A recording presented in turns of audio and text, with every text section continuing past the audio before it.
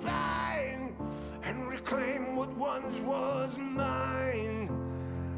Those cravens backstabbed me, deceived me. Never shall I tolerate their crimes again. Now let the hunt begin. Oh, 7,000 souls scared and daunted, such a tale of woe. Not too long ago, this village was a golden scene of hope. Call down the reckoning to bring back hope and peace. Restore our Gloria to live forever. Bring down the dark regime. I know how to unleash eternal power. Lead us to order. I am the light bringer. Fellow warriors, I ask you, should my campaign come to an end? There's way more to avenge. Oh, 15 million souls living in this realm without much hope. Not too long ago, this kingdom was a golden state of hope.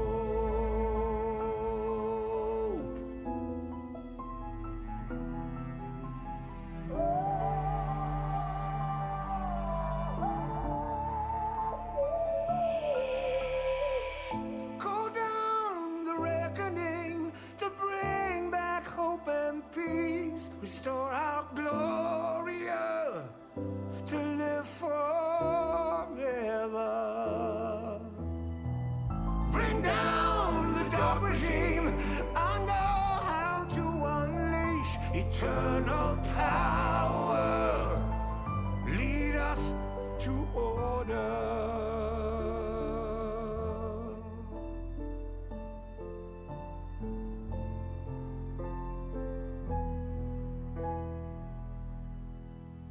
I am the light bringer.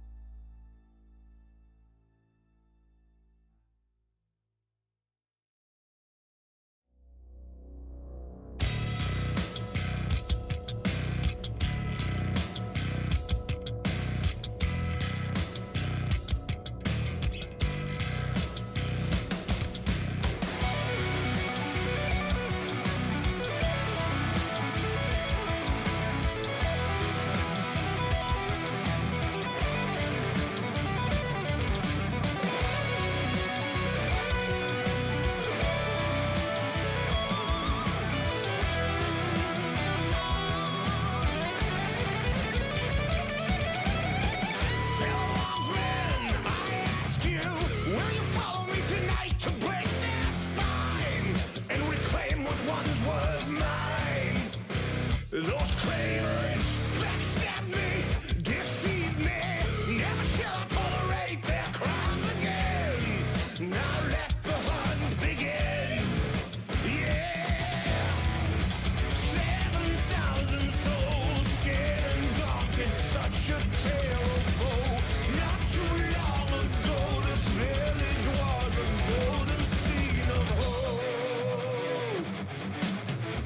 Call down the reckoning to bring back hope and peace. Restore our Gloria to live forever. Yeah, bring down the dark regime. I know how to unleash eternal power. Lead us to order. I am the light bringer. Yeah. I am the light bringer. Now listen, fellow warriors, I ask you, should my campaign come to an end? There's way more to avenge. Whoa! 15 million souls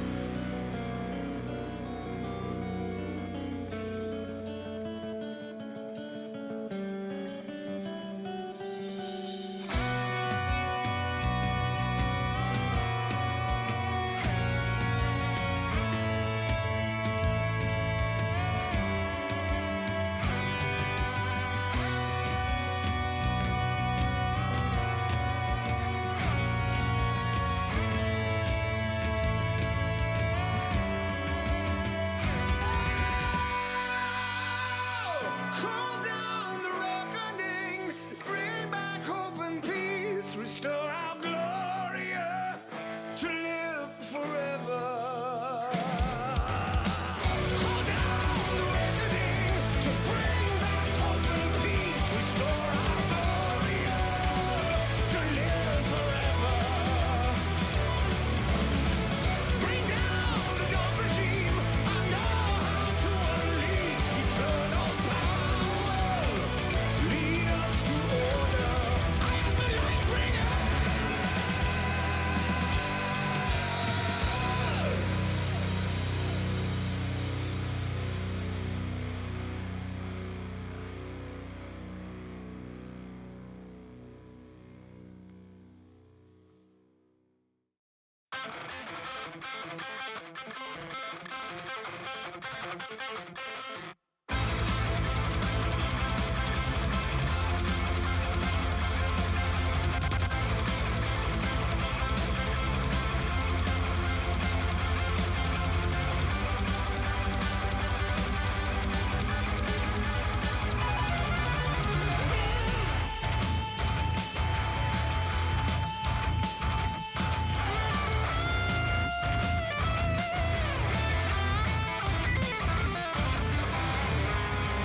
Fighting shadows in their haunting eyes,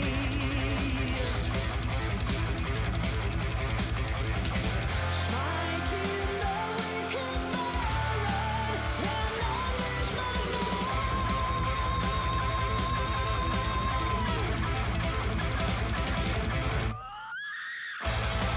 when we face our final hour in the darkest rift, come on everybody, I'll be the death of you. After channeling my power, your end will be swift. Now there's nothing in my way, you feel my deathly grasp.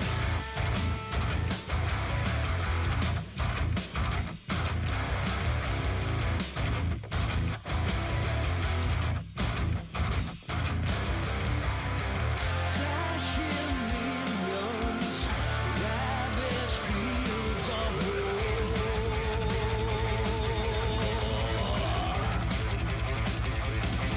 manifest my dominion to the chaos restore.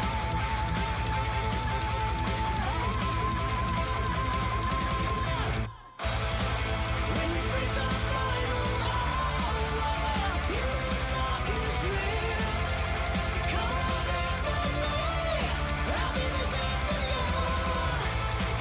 After channeling my power, your end will be swift. Now there's nothing in my way, you feel my deathly grasp.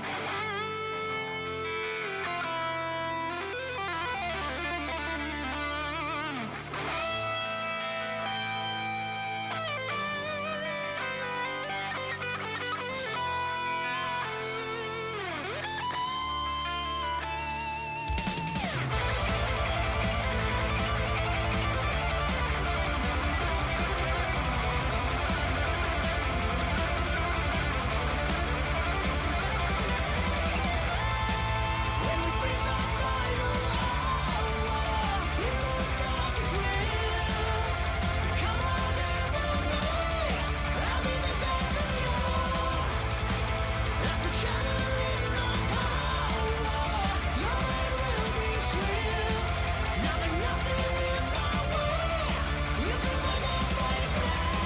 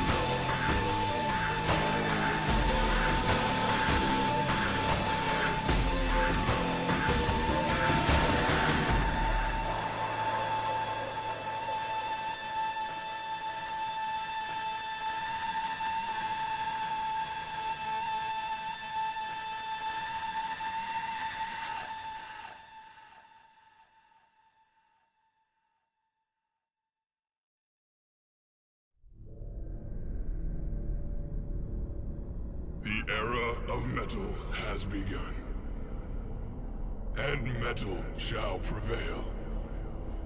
For we know what they have done.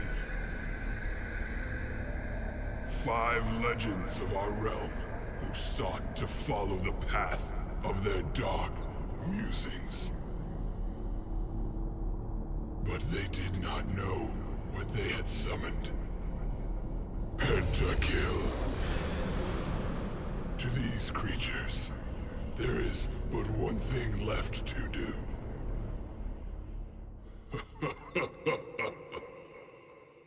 Heavy metal.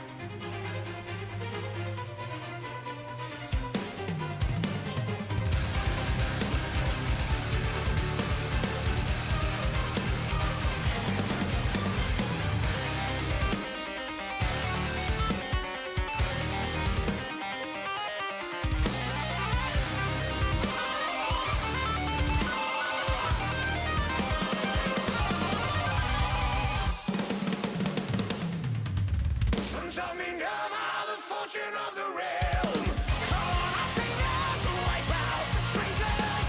The earth trembles as we gather ashore for the lands we swear to hold. For our kingdom glorious.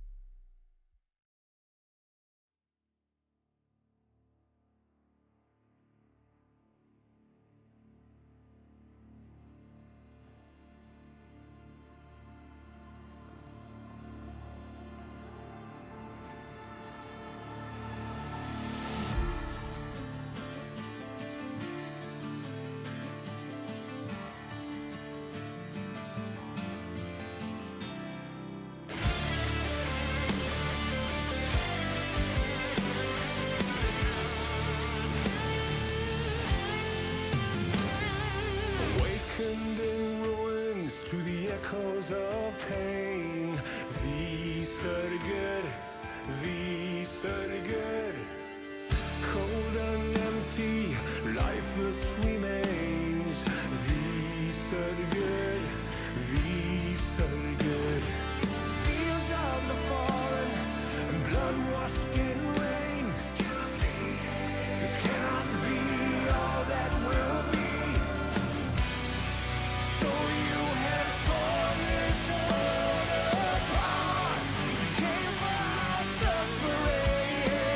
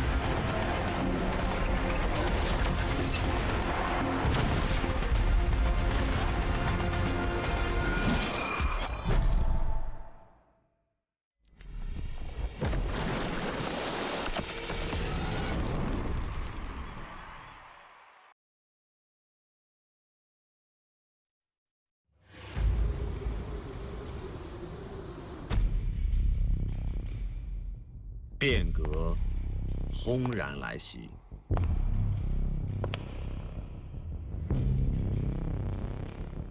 峡谷亦是人心博弈。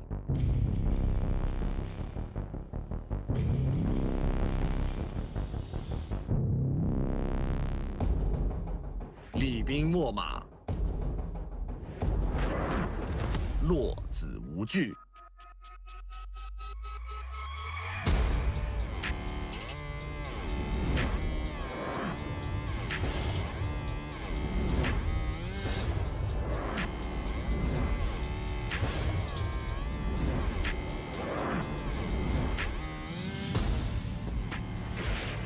棋盘之上，携一子去九州，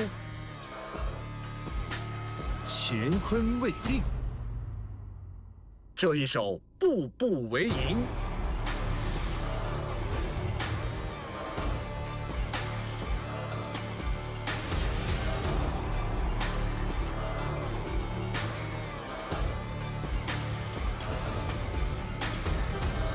驰歌试马少年们，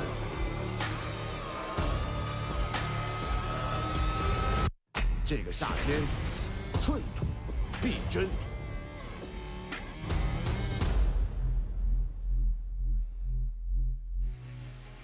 Hello, everybody, and welcome to day number 2 of the Knights Rivals Last Chance Qualifier, the last opportunity for our LPL teams to make it into playoffs. Today, we're going into RA versus NIP, another Ascend versus Nirvana battle to see who can make it. I'm Munch, and today, I'm joined by Trouble. Hello, happy to be joining you. There's so many implications in those 3 days of Knights rounds or Knights Rivals, whatever you want to call them. Knights stays the same throughout the entire thing. Teams that are loose here will be starting the 2025 season a little bit earlier, and every single team's life is on the line. They certainly are. I enjoyed what Mazel was doing with it yesterday, saying that, Knights of the Round Table, a bit of Camelot banter. Yeah. We'll see if we can tap into Monty Python a little bit later on in the show. But yeah, NIP versus RA today. This one is going to be an interesting series because NIP have been a team that I think a lot of people expected a little bit more from, unfortunately. We've not necessarily seen that level from NIP. They have looked slightly better since Leyen rejoined. Yeah, guys, if you are surprised that NIP is here, they did make it into Group Ascent and they went 0-7. Their last best off was versus LGD, as you can see, who won their series versus IG 3-2. A lot of blood, sweat, and tears in this one too, but they managed to get out alive.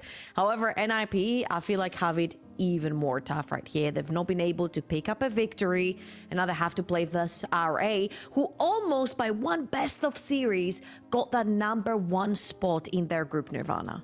Almost. OMG just about pipping them out, and that means OMG versus TT will be our final series in this last chance qualifier.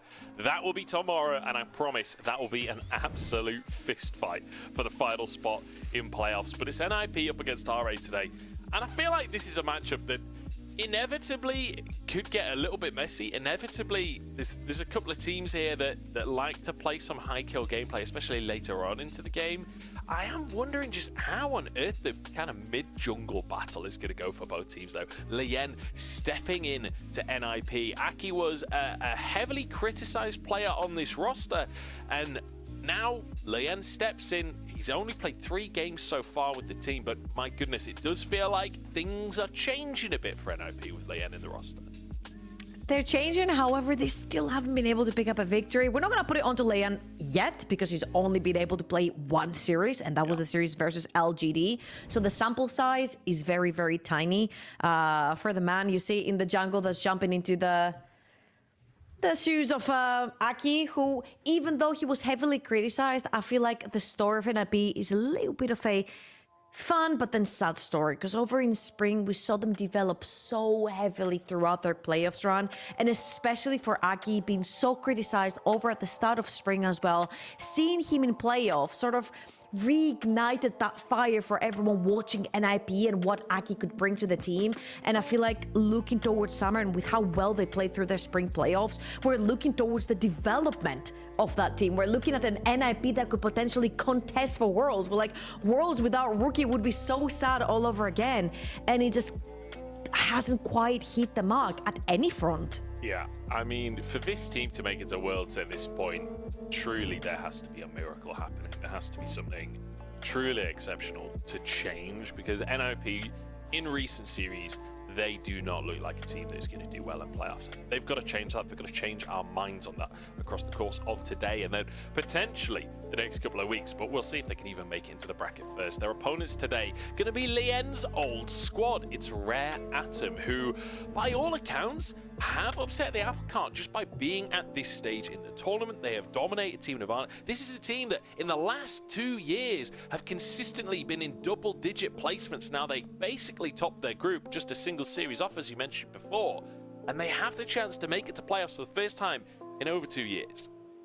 The funniest part is that when these guys started in summer, they went third in their Group C. They almost overtook LNG and made it themselves into Group Ascent. And do you know which team they beat twice in that Group C? It was OMG! And they could not take them down in Group Nirvana to get that #1 spot. They would have dodged NIP, even though I don't know if teams actually want to dodge NIP with how NIP are playing right now. So I feel like RA's chances right here for victory are quite high. I feel like we have been praising a lot their AD carry, Assume, and that's in good faith as well. Like you see a lot of the Jhin and a lot of the Ziggs, a lot of the facilitating AD carries together with the Ashe in there. But I feel like this guy, when summer started, their first game was versus Top Esports. It was a very rough series to start off summer, and Assume looked so good, and he has continuously done so throughout the entire summer so far. Yeah, and I feel like he really wants to succeed as an individual. I feel like he has shown a lot of... Honestly, he kind of reminds me of Arn a little bit, where both of them AD carries that have been going above the expectation for these teams. This is the historical head-to-head between the organizations. NIP just about winning it out, 2 sets to 2 against just the 2 on the side of RA. So NIP, you know, winning it out in the long run, and certainly recently with the last 2 years going the way of NIP. Yeah, and I feel like it shows you how even the series is. And again, the team that loses today, they get to start the 2025. For NIP specifically, this would be a disastrous year.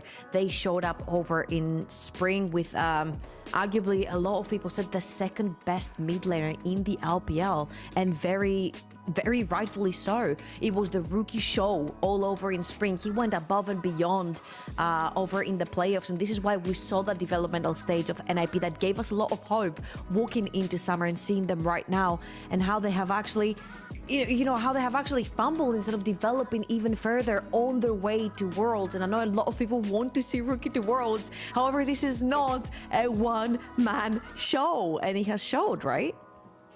Yeah, it's not feeling like it's going to be this year, is it? Unless something changes. But Rookie, I mean, the man's managed to get 8 MVPs this split, which when you consider the team only won 3 games during regular play before, obviously the MVPs include the placement series.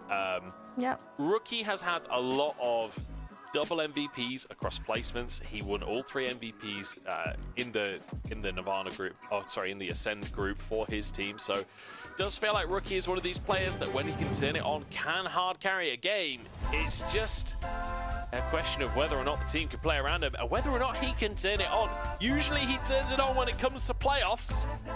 I don't know whether that counts for a last chance qualifier or not. I don't know if this counts as playoffs for him. Hey, it has to start at some point, and honestly, if it doesn't start here, his 2025 starts here, which is pretty gut-wrenching, honestly. Yeah. Again, coming into this game, the teams, this is the last chance, guys, to make it into playoffs for both RA and NIP. This is the last best of for one of the 2 teams that they will be playing in 2024. I want to take a little bit over towards RA, because I feel like they have been quite fantastic in the early game, and sure, we have only seen them recently versus group that is not necessarily as strong because they were in Group Nirvana. However, I feel like their early games have been pretty active compared to NIP that have been fumbling them a lot. I feel like this is what's been really holding NIP back. I spoke to a couple of pros over in the LEC and they were like, hey, how we play here in the LEC, how we have seen other leagues play throughout the world as well. It's just a very mid-centric meta. Whoever has the better performing mid laner usually wins, because support and jungle will prioritize playing around mid. Now, you'd be like, Georgia, you said Rookie was probably the second best mid laner in spring. So what is going wrong right here? And I feel like it was the jungle synergy that really held NIP back. Well, their motto is expect the unexpected. Perhaps with Lien joining, we can see a bit of a difference in that synergy. RA going to step out though. And I just want to quickly mention, you know, Lien was a part of the RA roster the last time this team succeeded, the last time this team did well. Actually finished 5th, 6th in 2021 summer playoffs. That's a long old time ago now, and it'll be Lien that stands in RA's way of trying to make a repeat performance. But I feel like RA, this is a team that have had some highs and lows across the course of the split, but when they're looking good, honestly, I've been impressed by the skirmishing of RA, and I feel like mechanically you've got some real talent on the roster. Oh, absolutely. I feel like specifically looking towards the top side of the map for Shashu. He's had some incredible performances with things like the Jax, the Rumble, the Camille. He is willing to take that 1v1 towards the top side of the map, and especially going up against Sanji right now, that has not necessarily been having the best split for himself. I think Shashu is actually favored going up against the top side of the map. And also a little bit of a spotlight on Xiaohao, because he didn't have the best spring, of course, coming from Weibo Gaming. He was also quite heavily criticized as a jungler, but he has been having a resurgence coming in here with all these AP carries that seem to suit him so much in this team. I've always been a Xiaohao enjoyer, not gonna lie to you. I'm pretty biased when it comes to Xiaohao from his time on Rogue Warriors way back when. I don't think it was Xiaohao's fault on Weibo. I'm just gonna throw that in there. You know, that's a whole bigger conversation. That's Hashtag not his fault. Yeah, that's a conversation to be having when we actually get to playoffs, since Weibo did manage to turn things around this year. I think miraculously, considering how they played during their placements, but they finished 4th place in the end. And Xiaohao will be gutted about that. Maybe that's the story. Maybe this what's really happening today is Xiaohao earning his right to make it into playoffs and work his way towards facing his old team in Weibo. Hey, let me make it even better for you. Remember how you said that last time RA made playoffs, it was Lien in the team that was guiding them, basically. That was their jungler. What if it was just simply Lien's presence? Maybe Lien doesn't even have to play in the team. Maybe he just has to be on the Rift for either or, and then the aura will carry through for RA. Obviously, we're just adding a little bit of salt and pepper right here for the fun of it. But for one of those teams, this is, again, the last best of for 2024 for NIP. Yeah. Spring was the highest placement the org has ever gotten in the LPL. And right here, not getting even further in the chase to a Worlds ticket, not making it into even playoffs would be gut-wrenching for the team. I really would. Maybe sleeper agent Lien. He's been with RA all along. He's been placed now on an IP just at the right Double moment. agent. Exactly. Probably not. I'm cautiously optimistic for Lien. We talked earlier in the split about how Lien coming in, you know, this is a guy that likes the AP junglers. This is a guy that's known for his Nidalee, like his Lilia game with the team looked pretty fantastic. Definitely potential for this team to make waves here. And, you know, yesterday we saw LGD taking on IG. It was a full best of 5. It was almost a reverse sweep for IG, but LGD just about squeaked out the win, which does concern me a little bit, because theoretically RA are better than IG, right?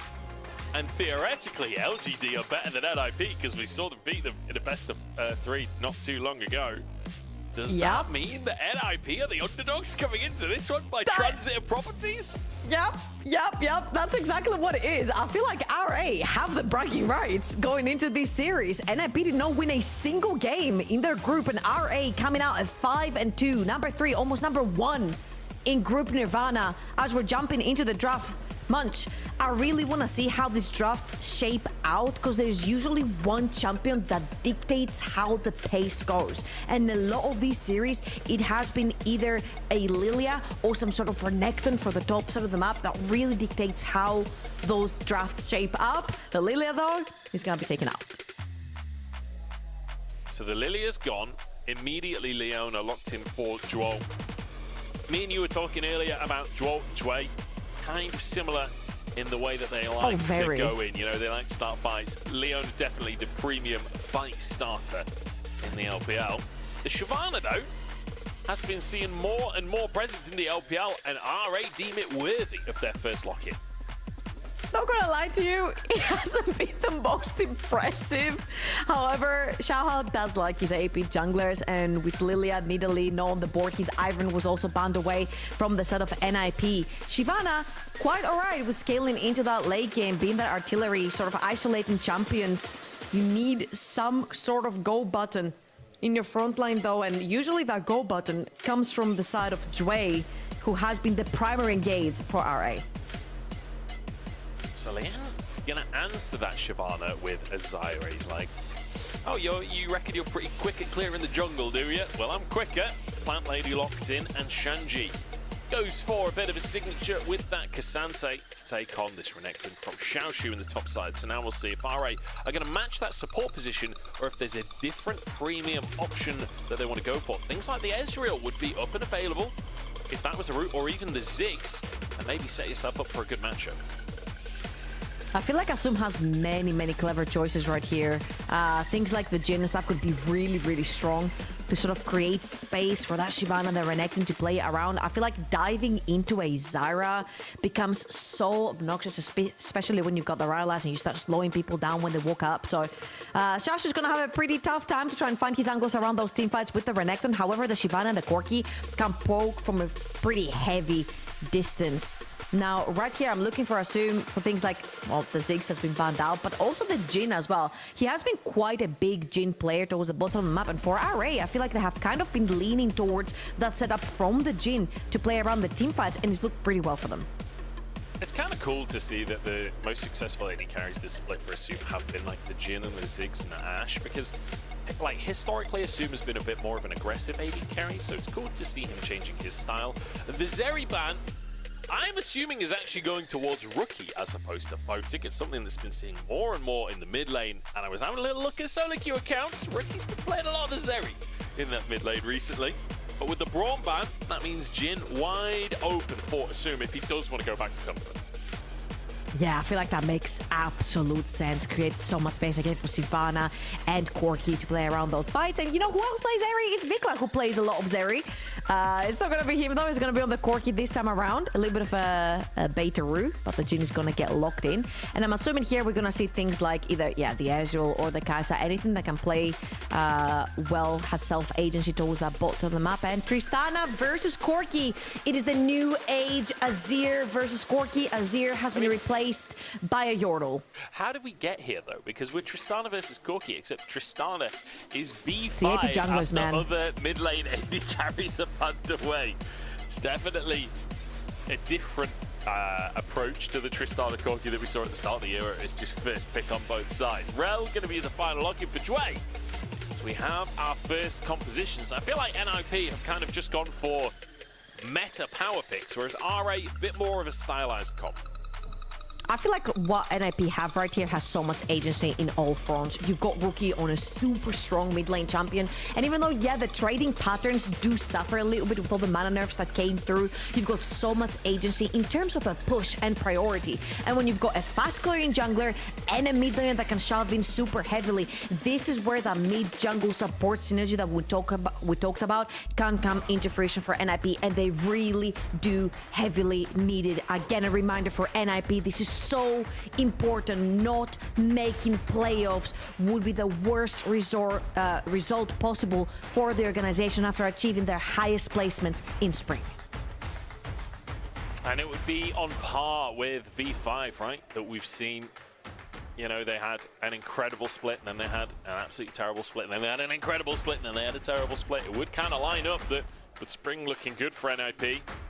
Maybe summer's just not meant to be. Maybe this team is cursed in some ways. And it feels like Rookie is cursed as of late. Started his career with just wins across the board in the LPL, but then as time has gone on, those wins seem further and further away. Last time he made it to the top 3 was back in 2022. Since then, it's felt ever so slightly too far away. Rookie needs to make playoffs. For a lot of fans out there, it's not about what, it is a need for Rookie to be in the playoffs of the LPL. And NIP, the ones that have to make that happen. RA, though, stand in their way. They want to make playoffs. They want to make history of their own.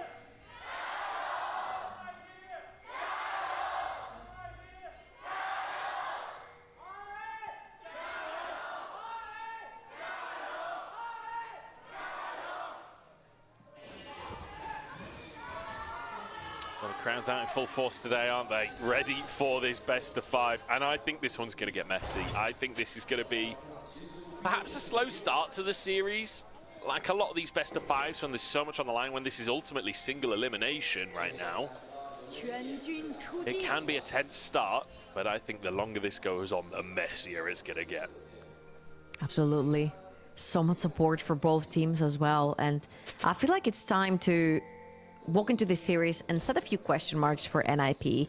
For a lot of people who are wondering, how in the world did NIP end up here? Weren't they super high up in the standings over in spring? Did they almost make MSI? Yeah, that's true.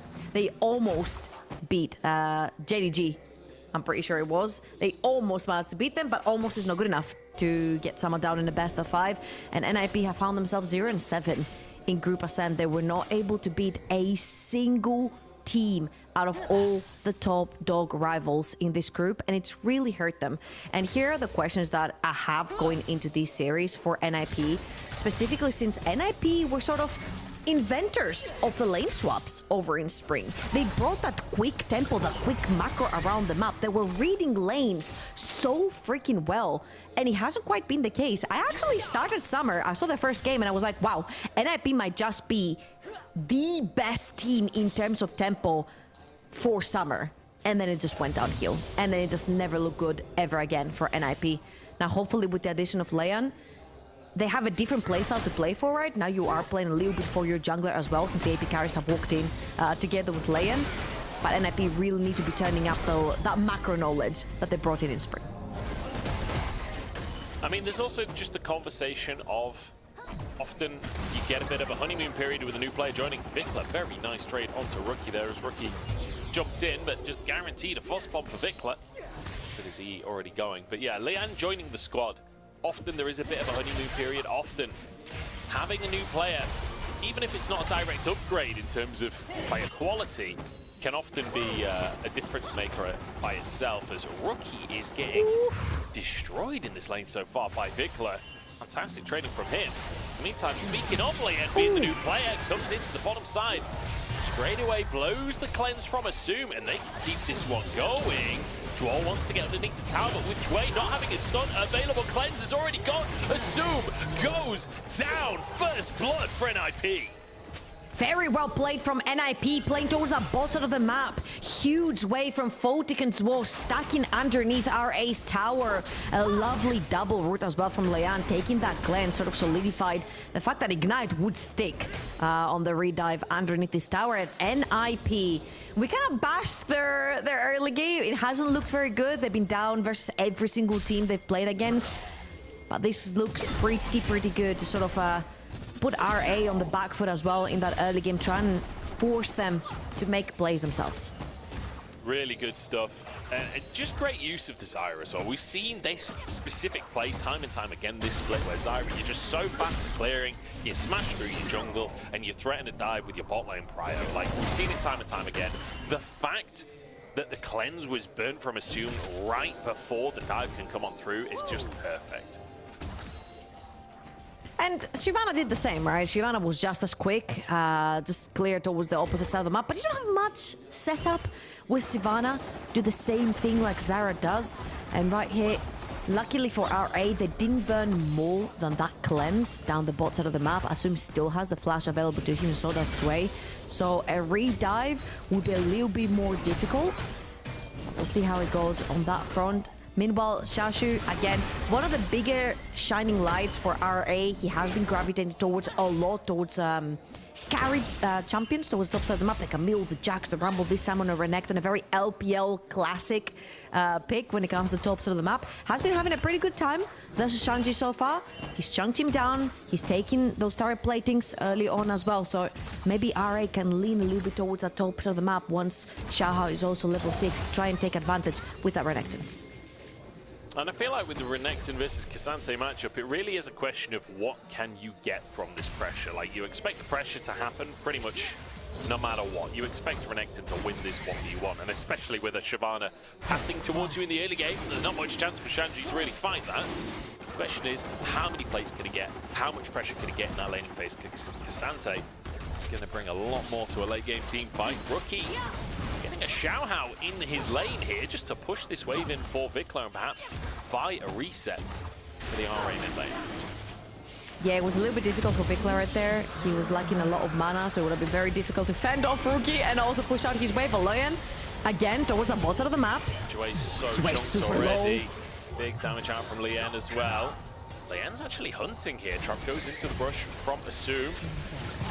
Lien was level 6 as well, but Stranglethorn's such a powerful ability at this stage in the game, but I don't think they'll be able to find more. Assume going to respect this one, but look how many CS are being denied. Assume is 20 CS down already, and it's only getting worse. Chua was a pixel away from finding the engage there. In the meantime, Xiaohao is getting grubs.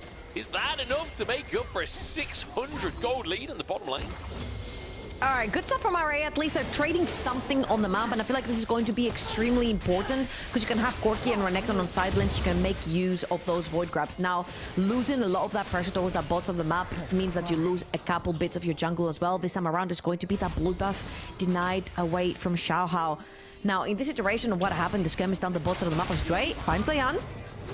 Greedy recall from Lien, and it will be punched, but the root doesn't land here. Chuo dives in to protect his jungler. The Stranglethorns get a knock up. I think Chuo's in trouble. They're going to chase for this one. Flash forward from Assume. And with one last flame breath, he is finished off. So at least something for RA. Xiaohao gets one kill right there. A little bit closer. Got that pickaxe in as well. Shyvana's going to start getting pretty big real quickly, and again, RA with a very fast response right there. This whole skirmish started by Dre overextending a little bit to the point where he took too much poke, therefore they had to FF the tower down the bot lane. They had to walk a little bit far behind. That puts Assume behind also in CS and gold and in terms of items. However, RA, even if you put that Jhin behind, are you really that sad with the game? Not necessarily. If your Corki farms well, your Renekton and Shyvana are ahead, I feel like this is pretty salvageable to try and get to that state where Jhin will have his 1 or 2 items. He'll be able to push in that wave if you choose to go towards a static shiv. And Leon, they do spot him walking into this tribus. Dre just checks to see if he's actually taking that greedy recall that you mentioned. And it was actually the case. Both flashes are going to be burned, and Duo sacrificed his life to save his jungler. I'm not even sure if RA knew he was in Pixel Brush. I think they maybe thought he was recalling a Tri-Brush and we're going to go for this punish. They just got a bonus of the fact that Leon was even more out of position than they were playing around, perhaps. So nice little punish there from RA. Great little setup on the play, very calculated. And like you say, overall, it's not too bad. With the lead up top, with the lead in the jungle, there are definitely win conditions for RA. Rookie trading again in the mid lane, actually using the Buster Shot on Vikla. Recloses the gap, but the rocket won't quite land. Oh, Leon's going top now, actually. I mean, he's on board. I don't think much should come from this one. And he's gonna help Shanji push right here. As you can see, Shanji's a little bruised up on the top side of the map. Xiaoxiu has been getting the better side of those trades with the Renekton. Of course, this is why it was picked as well. A very, very strong champion, especially when Rumble, things like that are out of the table. And we do know Shanji's case Sanji. If he does get to pick that Cassandra be the frontline for his team, he will take that champion up the top side of the map. And even if you fall a little bit behind, we all know how useful Cassandra can be later on in those fights, especially when you can reposition certain champions. Now Xiaohao is looking for a wraparound in mid lane. Rookie's gonna know that. He's gonna be fine. Xiaohao can interrupt the jump fine. with his ult, but it looks like... Wait, did Rookie even see him there? I'm not sure Rookie actually saw him. He never went in the brush. So Rookie, as far as he knew, was totally safe, I think. I'm not sure he even saw the dragon.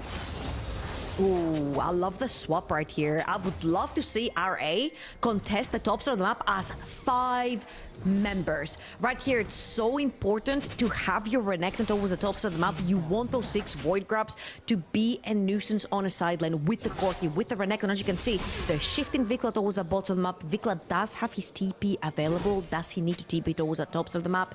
Shanji will most likely have his available in about 10-15-ish seconds as well, as you can see from that. Leian, first one to get onto this river though. They want to deny the 4. However, to do that, they have to take all 3 away from RA. So that's 1 grub for Leon, so at least gets the double XP for that first one. Xiaohao in the area as well, and it looks like the grubs might reset. Leon just in range to leash them. Jway hunting for an engaged. Leon will have his second smite available soon. He used his first on that first grub, looking to contest, and it will be Xiaohao to grab that second one, but Leon has smite available, so if he can move into the pit, he can get this grub. It's just a question of if, and in fact he can't. Xiaohao managed to grab a 5th grub for the side of RA, and now they look for an engage as well. Photic is caught, has to jump over the wall, but there's a Croc just waiting for him. Shanji on the backside now trying to salvage the fight for NIP, but there's nothing to be done, and with a curtain call flying under the tower, Joel barely walks away with his life. It's a beautiful fight for RA. And that's exactly what we wanted to see from them. Leverage the fact that Xiaohao and Xiaoshu are ahead of the curve right now. They've got extra items. They're very strong. Level 8 onto this Renekton, extremely powerful. And they TP every single member in this fight. Now about 1,000 gold up. They stop the stacking on the dragons as well, as they're going to pick up this one for themselves. And 5 Void Grubs, which means that Renekton, he gets some time with the towers. He's going to be melting them away. So take another look at the engages. Everyone just dives in the blast code from Xiaoshu to get onto Photic. Mispositioning from Photic once more. Oh man. It sucks here for NIP. They just did not have the numbers, especially since they lost Photic very, very early. Again, reminder, Photic is the guy with the gold on him. He was the guy that was fed the early assist. He was the guy that was fed the early tire platings from the bottom of the map. He's 500 gold up onto this Jhin. However, again, a reminder, Jhin is more of a facilitating pick right here. He's the one creating the space, throwing down the roots, opening curtain call, shoving you into small spaces by controlling that area with curtain call. His job is to facilitate for the rest of his team to carry the game. And that's exactly what he did right there. For Photic to be a little bit too far forward and get caught out was kind of disastrous for that fight for NIP. And I feel like even just the decision to take that fight was perhaps a little overzealous from the side of NIP, because we talked about where the lead was, the side of RA. I mean, it is that top side. It's Xiaoshu and Xiaohao giving a Renekton that's level, I think, 9 at the time, plus a Shavada, an early 5v5 skirmish where everyone's grouped and your AoE abilities get maximum value. I mean, that's kind of dream scenario, surely, for RA. They're over the moon with the way this one's gone down. They got their 5 grubs. They've got one of the 2 first Drakes as well. And they are feeling comfortable. The one issue they've got is Rookie in the mid lane. Already finished his Blade of the Rune King. He's got a bit of a lead. Like you say, Photic, after that early game, I mean, he's still 30 CS up, isn't he? He's still feeling pretty strong. Shanji gets a bit of pressure on this top side, but he'll be able to get himself out.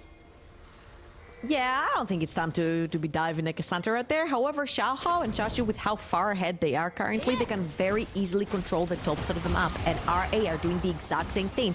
They're using Vikla towards that bot side of the map. He needs to be very careful, however. He doesn't have teammates around. There's 3 members of NIP closing in on him. And unless he pushes out the wave real quickly, he might be getting dived. This might be an X-Vikla on our screens as the Suns land. Rookie tanking the tower, so he has to back away, but Lien very happy to be the one to sweep up that kill. Tower goes down, NIP grabbing the first tower of the game here, and a huge injection of gold for the all-star mid laner of Rookie.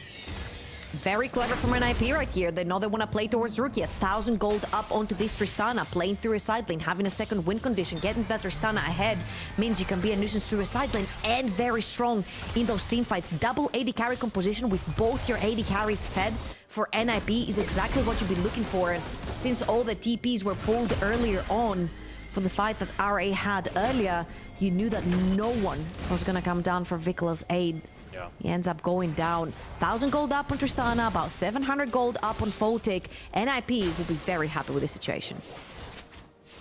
Lien having a really nice opening game here for the side of NIP. Obviously slightly overextended for the Grubs, but aside from that, it's looking pretty good for him. He's got 2 stacks of the Dark Seal. He's finished his Leandries. Rookie moves up to the top side here. Xiaoshu wants to defend this tower, but that Tristana so very good at taking these objectives. Even without any of the Grubs, Rookie can still do serious work on this tower.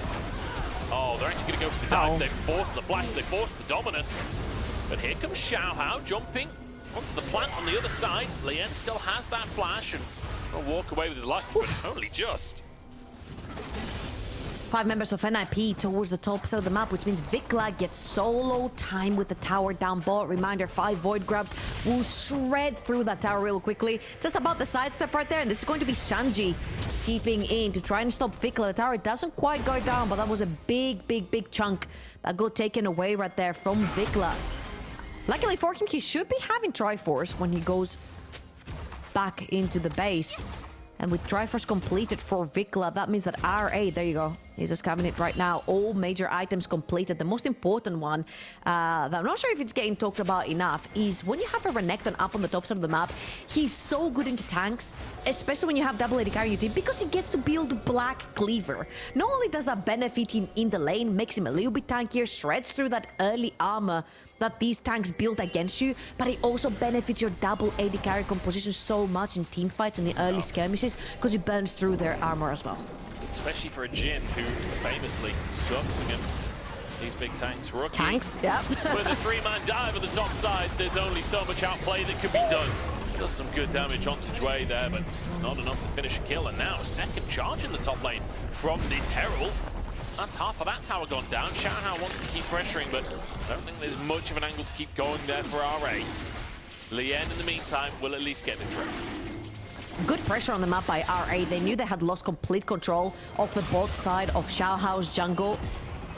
So they opted to use that Herald towards the top side of the map, inject a little bit more gold into Vikla's pockets as Shanji caught between 2 members. Shanji trying to defend the move off. It's all gone! The Drake does get smited by Lien, but only just. Xiaohao nearly steals it. And now Shanji, uses the all-out, but ends up in the pit, rooted by the deadly flourish. Can't quite escape, but can get the kill. He can escape. Shanji show it off. Rookie now on a flank onto Assume, and Assume nowhere to run. A double for Shanji in a miracle play. NIP flip this one back around as Rookie looks for a little bit more, and Vikla is caught in the mid lane as well. Shanji looking for his third at this point, but Dwo's gone in too deep. Vikla turning things back around once more.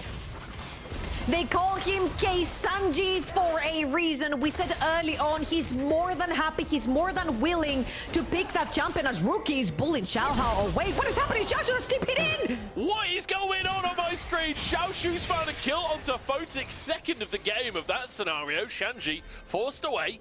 I don't think Xiaoshu can hunt for any more.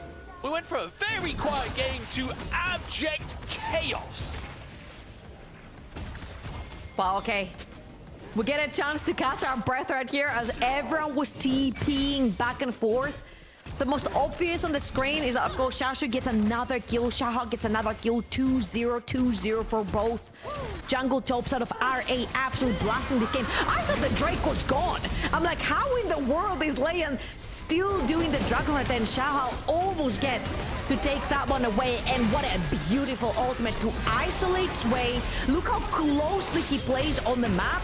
He'll grab Joy's life, flash through the wall, and by that time, Wookie has TP'd on the backside of RA. So that is TP number one. They'll take Assume. Meanwhile, Vikla TP's in on the traps, gets caught by Zwo on the mid lane, and while this is going on, you have Shashu TPing in the back of NIP while this goes on for them as well. So both teams are very willing to absolutely throw bodies at one another. Very unfortunate for Photic, actually, right there.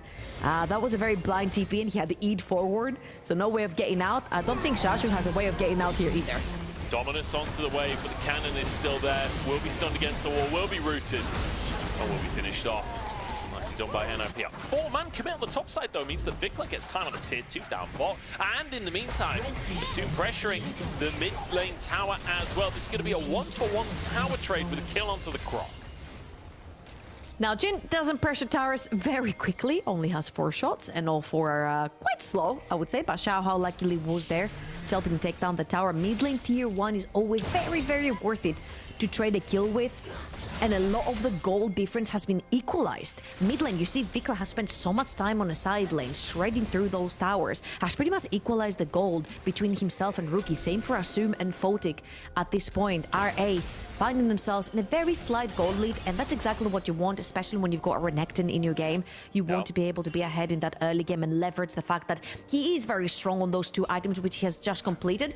This is Max Renekton build, by the way. This is where he shines the most, when you've got Black Cleaver and Sterak's, so they definitely need to be using that Renekton around the map to try and get a little bit more of that advantage until the time comes for that Shyvana and the Corki to take over. I think similarly as well, Leanne on those 2 items, this is peak Zyra, right? This is the moment where you start to become really obnoxious in the game. But similarly, on the other side of the jungle, Xiaohao got the 2 items for the Shyvana to really be in that terrifying state of the game. We're getting online for all of our carries. And you know, the question that's been asked so many times across the course of this split, Group Nirvana, Group Ascend, is the bottom of Ascend better than the top of Nirvana, or the other way around? Well, yesterday we got a full 5 games. Today we are dead even as we enter the mid-game. Feels like the answer to me is neither. Right now it feels pretty even. I've been loving RA's willingness to just throw TPs, throw bodies, to challenge NIP on how fast NIP can play the map. Again, these guys were the creators, well, recreators of the lane swaps in 2024 and fast macro, and right here RA has them on their toes, constantly moving through the map, taking the side lanes. Vikla has been absolutely fantastic playing for a side lane. Now they're looking for that second dragon for RA, would be third for NIP, and Shaju has already claimed a pretty good position right there. As you can see, Rookie from the bottom of the map could get caught between a rock and a crocodile. However, he's going to avoid Tribush for now. Caught between a rock and a croc. Not where you want to be. A rock and a croc, true. Xiaoshu gonna hunt for that flank, as Xiaohao has just started the Drake off. Obviously, Drake's extra nice for RA with Shyvana, but Xiaohao just ults towards NIP to try and get some poke down, but Jway's sent away, Vikla sent away. Rookie getting some big damage down, and a shield blocks any of Assume's damage. It means the rest of NIP can move into the pit now. Xiaoshu just caught up the Croc, does nothing. And that's a Drake taken by Assume. The curtain goal managed to get a second Drake for RA. NIP absolutely bully RA out of this situation right here. Very cleverly covered their flank. Shashu could not find an angle right there. Might be able to get that mid lane tier 1 lane. Steps a little bit too far forward just for that one last auto. And it's gonna be pretty much a mid lane tier 1 for NIP. However, how in the world did this dragon go over to Assume? I think it was literally just what was happening? The curtain call shot managed to clip it, and I mean, what is going on in these fights? These fights are so messy. They're so back and forth. I said that I reckon this is going to be a messy series, but my goodness. This couldn't start any closer, and I am absolutely loving it. Game number 1. Last chance qualifier here for NIP and RA. Both want to make it to playoffs. Both have expectations of making it to playoffs at this stage. This series is everything, and you can see it in the gameplay.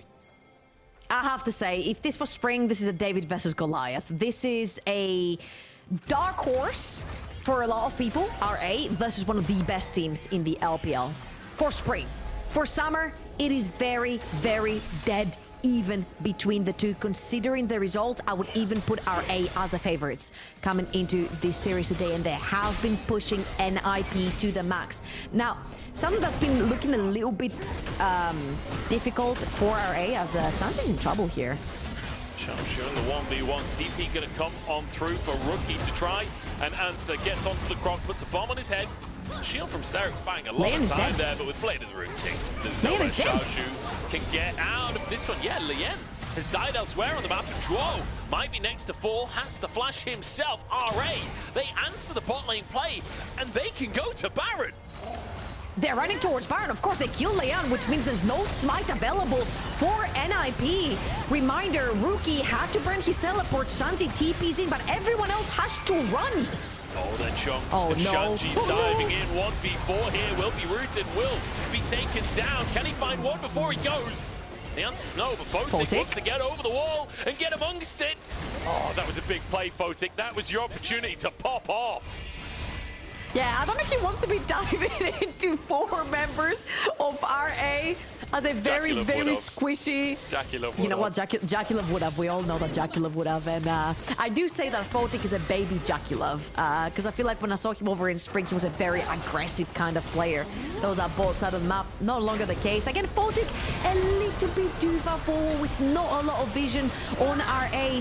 And NIP tried to close in to save Photic, and I feel like he has been a little bit the case of the series. Photic getting caught around that Herald, giving that first W, around the Grubs, giving that first W over to RA. Now, Xiaohao full bar. He's looking for the flank. Rookie overstaying for a ward there, but the ult's come down and suddenly it's flipped around. True shot barrage is perfect as well. Xiaoshu gets onto the back line to try and trade. Damage on Xiaoshu's just taking too long. He finally falls, and now Vikla in full retreat. Shanji full health as he looks to chase, and this time Photic happy to go over the wall. This time Photic wants to carry, jumps over, but as soon flashes to safety.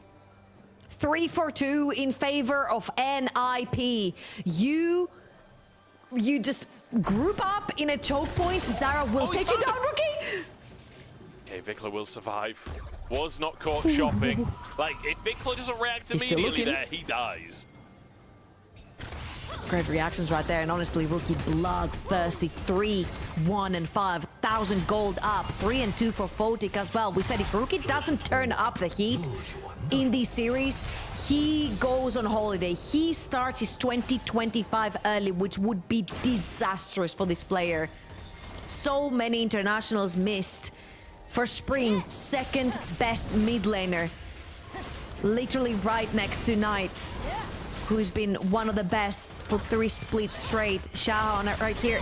He's looking again, that's a pretty good flank. However, again, grouped up 4 members of RA straight into a Zyra ult. That's exactly what Leon wants to be seeing. And this is the perfect Zyra ult right there. Covers literally every exit and every entry to that choke point. Great stuff by the jungler for NIP to stop any advance from RA. And honestly, just like Lien lays out a bunch of plants, then Joel gives him a bit of sunlight to work with. It's photosynthesis on our screens here from NIP. And RA jumps straight into the jungle. Rookie maybe is overextended for this one as Xiaoshu looks for the 1v1. He's set on fire, but Rookie with a double buster shot walks away again. We said he's going to turn it on for playoffs. He's done it 100 times before, and he's doing it again today. Rookie is having a phenomenal performance on the Tristana. I'm not gonna lie, a little bit of a mistake right there from RA. Not only to use that Shyvana ultimate too early, knowing that there is the jump from Rookie, but then to also group up together the two champions, which means the Buster Shot will push both of you behind. Was a little bit of a whoopsie right there. If you do punish and you do take Rookie down, that's a 300 gold extra bounty on your head, plus a 4 versus 5, stopping that soul point from going over to NIP. RA right here, they fumble a little bit the execution on that play. They give away more gold to NIP and soul point. And now Rookie's got that dream Tristana scenario. You're just broaching 300 CS. You've got your 3 core items, and you get to just sit in the side lane, push those waves out. You've got TP if any shenanigans happen around Baron. You're always going to have push prio from this point in the game as Tristana. Rookie has every tool he could want to carry this one. And even in terms of the team fights, we talked about it just after draft, right? Leona and Cassante, pretty much the best frontline you could ask for in the current patch. And plenty of damage to be had from Photic, Rookie, and Lien. It's suddenly starting to feel like maybe this composition is starting to work out. Maybe things are starting to line up for NIP, but RA grouping up in the jungle, looking for a pick. Shanji on the top side of the place. True Shot Barrage just sort of sails on through. And RA can't really contest with control. It's becoming a little bit difficult for RA to connect. You want to find isolated targets if you're Xiaohao. You want to find isolated targets with Xiaoshu, and NIP are just not giving them that. I feel Sanji and Zhuo have been so good at spotting where RA is. Xiaoshu's on a flank here, and it's a great engage from Shui. Everybody dives into the action. Zhuo on the front line, sent up, but NIP walking away with a health buzz. Bigla gets one, and Xiaoshu cuts another down as well. Shanji flashing out of the play once again. And it's 2 kills apiece. And I was just saying how good NIP are at marking the flanks and always finding Xiaoshu before they engage into the play. However, this time around, RA did not give them the time to react. They did not give them the time to search for the crocodile before they engaged into this. However, this was an effort for RA to take down NIP to potentially grab a Baron. And let's watch this one more time. Great 2-man ult, and as you can see, Xiaoshu flashes through and pins down Rookie. Just about. Rookie gets out with his life, but again, the Zara proves to be such a useful champion when you get an engaged one of the best peelers in the game right now. Leon, with an incredible ultimate, again, stops the advance from RA. And it becomes so difficult for that Shyvana and Renekton to find their angles around those fights. You see, Bigla, assume they survive all the way until the end, but without frontline, you cannot just stand still and put down the damage. Vikla with a really, really nice rocket to finish off one of the kills there. He's 6-1 and 2. He heard us talking about Rookie's performance and wanted to step up himself. But like you say, it's so hard to play a hard engaged composition against a Zyra. And RA running into precisely that issue. Not to mention, Shanji has been kind of smurfing in these team fights, getting a lot done, and then getting out with his life as well every single time. Could be under threat here as he does get rooted, but buffers his way to safety. Drake coming up in 90 seconds time, but it's the Baron on the map that both teams are looking at right now. Yeah, and RA need to establish some control in their own jungle, but they're getting TP'd on. Double true shot is nice. Vikla chucked. Shanji hasn't been spotted just yet. They don't know that he's here. Perhaps there could be room for something cheeky, but I think anyone's going to face check that brush for no reason. In the meantime, Rookie is just pressuring a tier 2 on the top side. Great bit of macro play from NIP. Also that pressure on that brush, you could see Leon putting up a plant right there. Not only does it not give away Shanji's position, which he's still there, by the way. He's not moved. He's still in the same brush. He's gonna press B right now and walk back. It forced Vikla to defend the top lane tower through the base. Sanji's still there, by the way, guys. Don't worry. He's still in the top quadrant of Xiaohao's jungle. If he actually remains there, he could have potential for a pretty good flank right here. This, right? Stun comes up through. All out. No! You can't pull a dragon that's in her descent. Xiaohao flies to safety. Wow.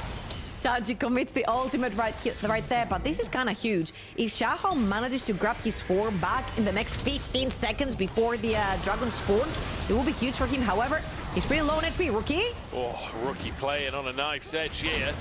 Does manage to buffer, manages to get the QSS off there as well to avoid the stun and jump out to safety. Rookie, it feels like so close to danger in so many of these scenarios, but he gets away with it every single time. And look at this, this is NIP just taking Hextech Soul basically for free. Xiaoshu on a flank has to make a miracle happen, but they found him. Everyone from NIP diving on top as the rest of RA threatened by Photic. Nobody can move in. Wow, that was robbery from NIP. They knew that Xiaohao didn't have form. They knew he only had one creep in his jungle, so it was impossible to get back into dragon form. Therefore, they knew they had the upper hand right there. And again, NIP has been so good at marking their flanks. The first thing that SWAT did walking into his jungle is pop the plant backwards through their own jungle, knowing that Xiaoshu has the TP, and spotting him was all they needed to not only take the dragon but also collapse on the crocodile. They have been absolutely incredible at not allowing Xiaoshu to play his game right here. However, I feel like the next fight will probably be the last for RA. They have flash onto that Renekton. They've got 3.5 items onto that Renekton. It does not get better. It spikes at 2, it gets a little better at 3, but then it starts falling off. So RA need to find a fight pretty quickly. I mean, it's going to be really hard now with the Hex Soul in the mix as well. It's 12-12 on the scoreboard. The gold is still like touching distance. I can't believe how close this game has been in gold the entire time.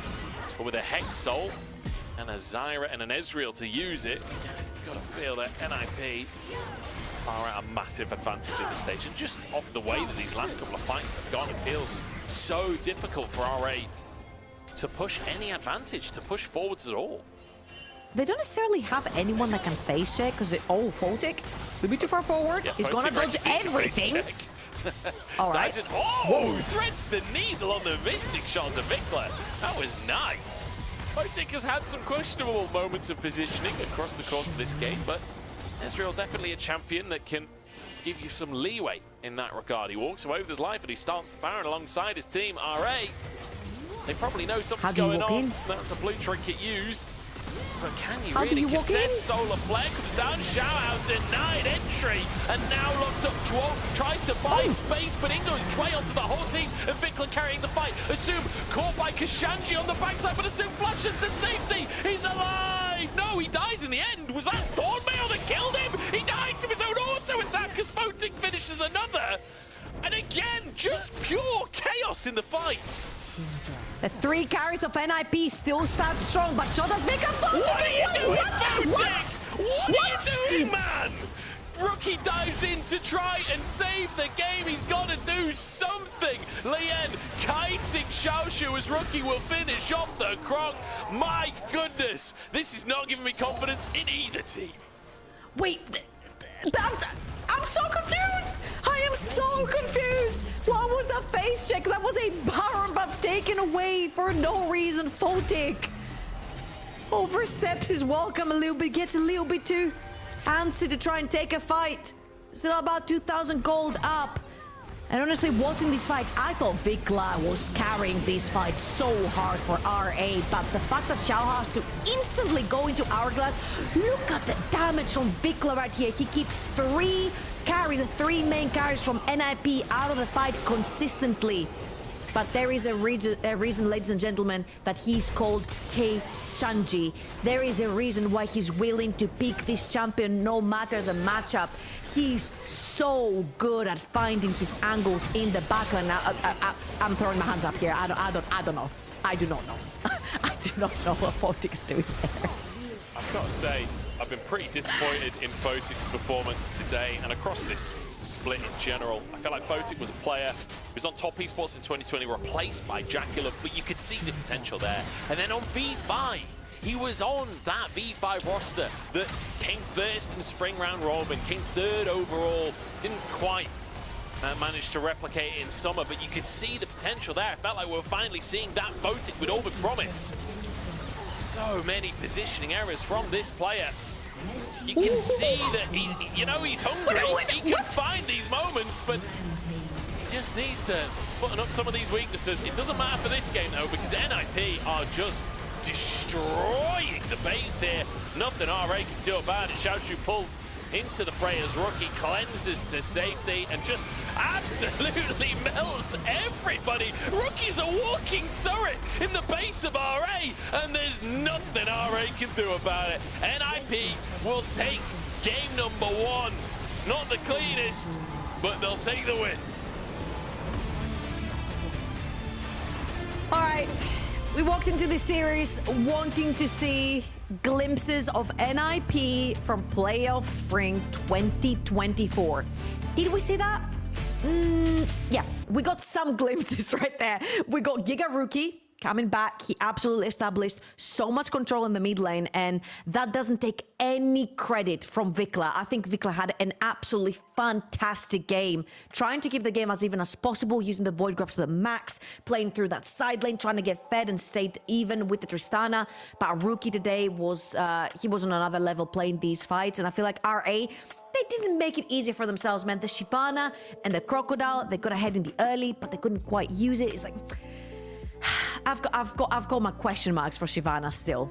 Yeah, I especially think the blind Shyvana, so that the Zyra could just be the answer, that made it quite tough during the fights. That is game number 1 already done. NIP just about eked themselves out a win. Not the cleanest, a little bit too close for comfort, but a win nonetheless. We'll see if they can keep that going in game 2.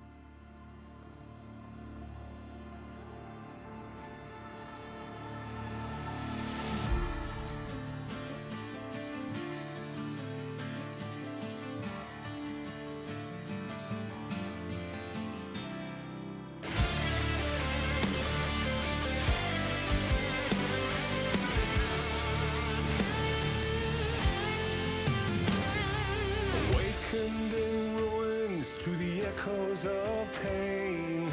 Vi sörger, vi sörger. Cold and empty, lifeless remains. Vi sörger, vi sörger. Fields of the fallen, blood-washed in rain. This cannot be all that will be. So you have torn this world apart. You came for our suffering. So bleed, cut us deep, find the death that you seek. But just remember, we retreat, but we live on. Those that die aren't forgotten. Just remember.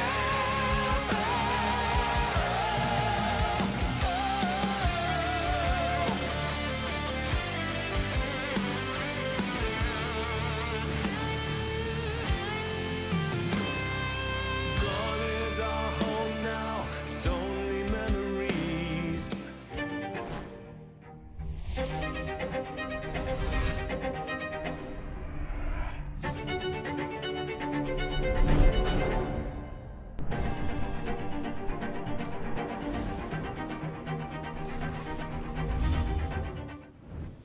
Welcome back, everybody, to the LPL as NIP have managed to take game number 1 over RA. The question is, can they do it again? Because while they did win the game, it was not as simple as you maybe would hope, and a lot of these fights just absolute chaos, just back and forth the entire time. I feel like NIP were pulled around the map very well by RA. RA were more than willing to throw their bodies, throw TPs, try to challenge NIP's speed, basically, in replying to a lot of these plays. And I feel like NIP did not necessarily fall behind in terms of replying. I feel like when getting Rookie and Photic ahead, we said it from the very early game, when you get your 280 carries ahead, you're more than happy playing a composition that is meant to team fight better than what RA have drafted for themselves. And I think this is what happened right here. At the end of the day, RA had the harder to execute team fight, and Rookie, the man on your screens, had a fantastic performance onto the Tristana. And if you guys are wondering how in the world does he get to have Tristana on B5, we kind of wonder the same too. That is a very Rookie-esque pick as well. And he did fantastically well. I mean, phenomenal game coming out from Rookie. Mechanical perfection across the course of it. So many attempts on his life, so many times he managed to get out with safety. But I think the most impressive thing from Rookie today was just how much he played this game on a knife's edge and how few times he was punished for that. You know, how few times he made any mistakes. Like, the team fights just looked fantastic from him, got huge damage out, and Vikla doing his damnedest to answer that as well. Vikla getting really good damage in their fights, and you know, during the early laning phase, Vikla was able to get some pressure down onto Rookie. Obviously, once a few more levels were taken, that Tristana started to get ahead of the Corki, but generally speaking, Vikla had a decent game for himself, but Rookie is still Rookie.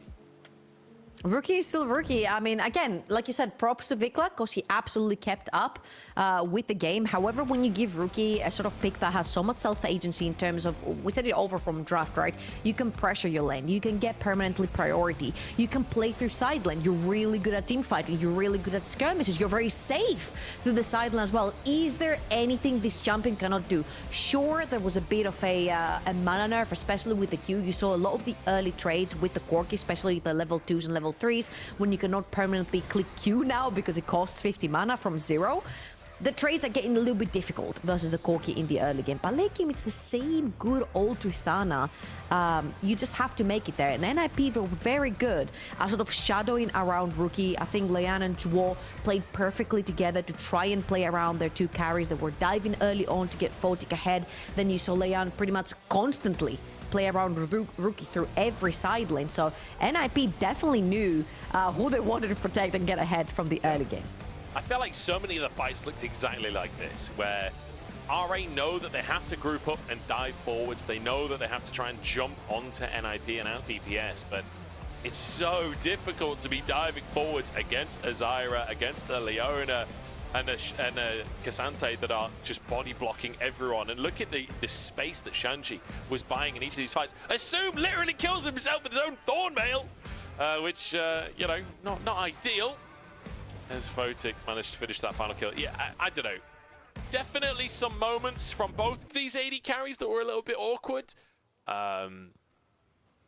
Honestly, I really think anything can happen from this point in the series. That was such a close game in those fights. I genuinely feel like the difference NIP had there was Rookie popping off, and honestly, just the draft being easier to play. If the draft goes better for RA, in terms of win cons here, I can easily see them taking the next game.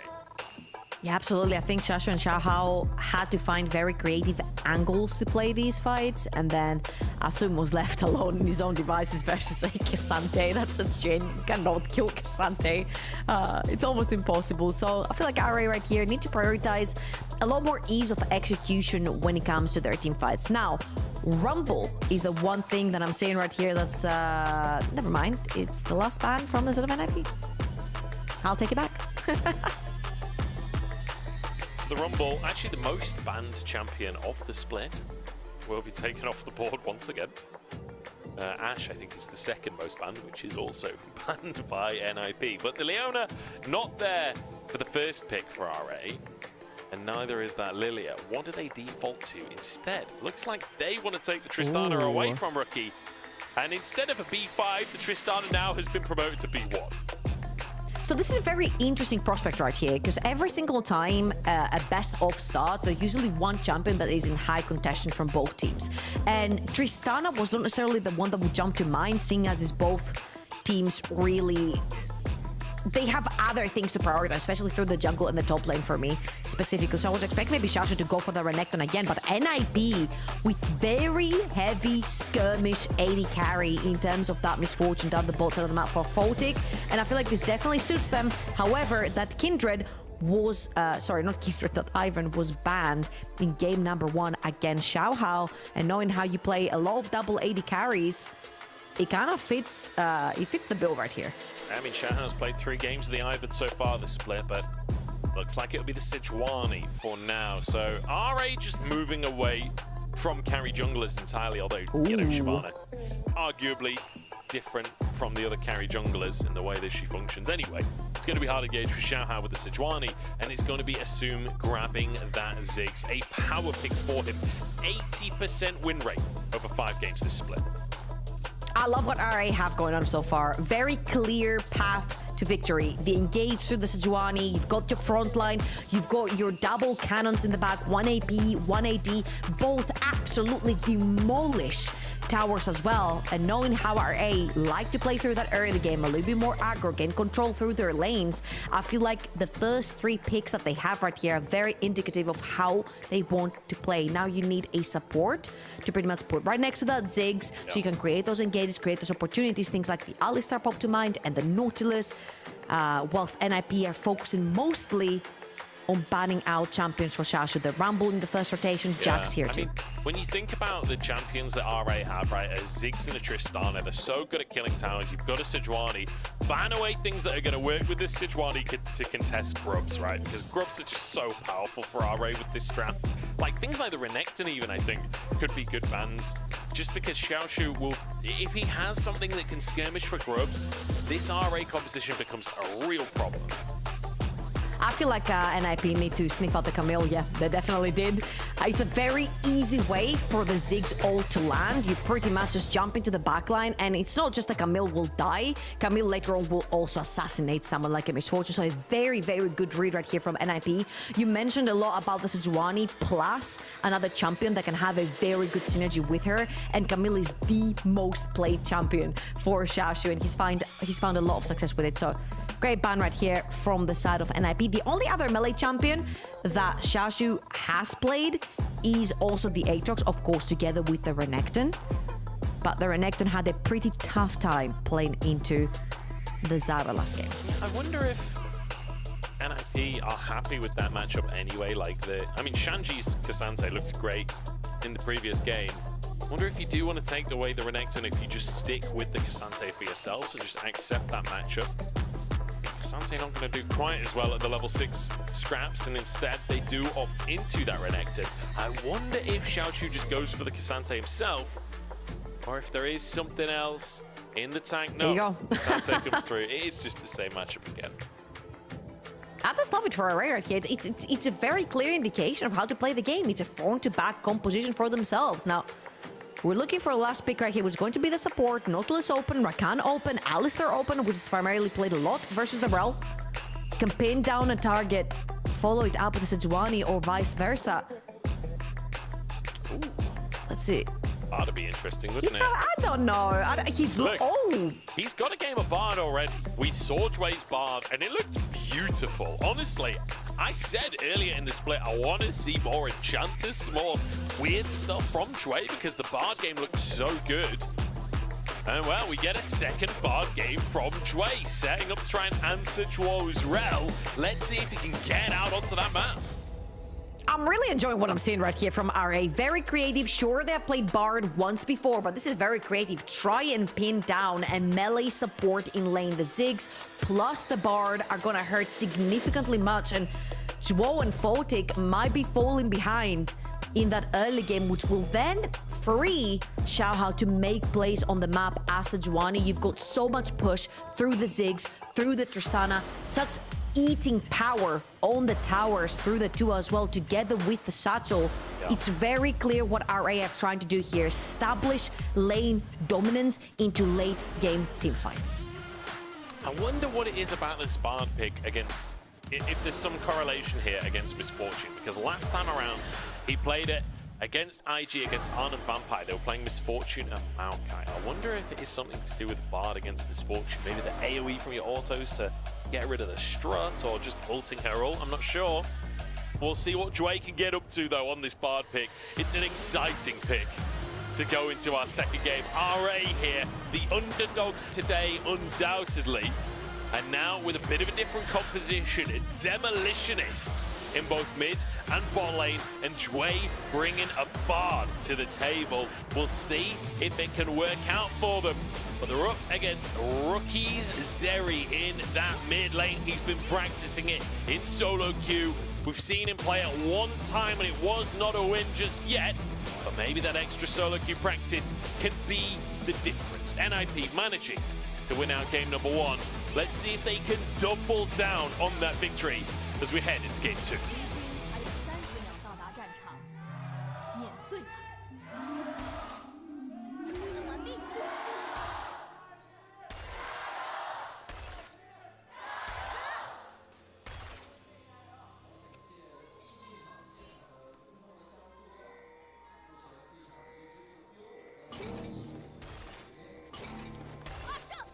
So, a couple of heals dropped in the mid lane for Vikla.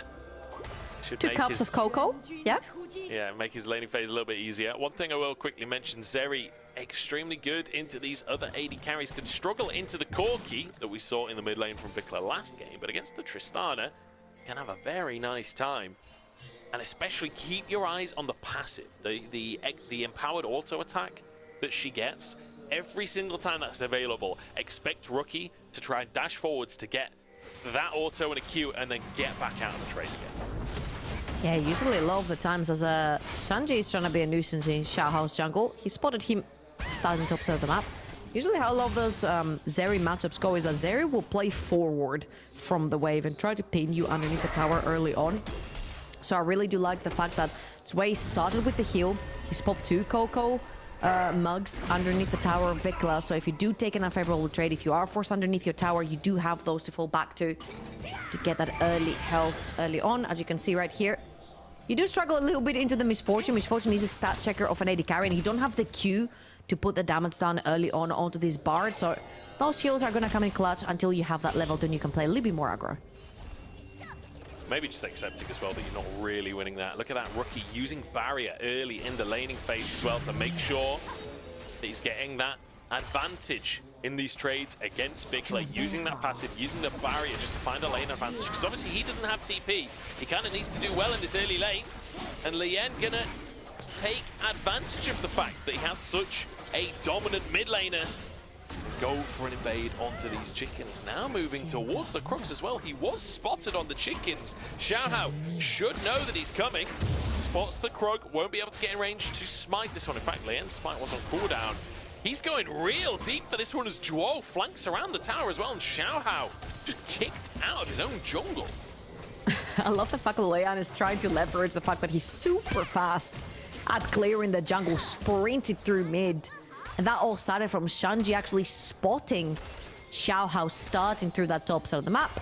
Now, also very clever from Xiaohao because he dropped one of his camps to get to that bot side so his bot side doesn't get taken fully. Right here, NIP is priority central, baby. Shanji's already moved in. Leon's back on the top side of the map. Ooh, just about don't get spotted.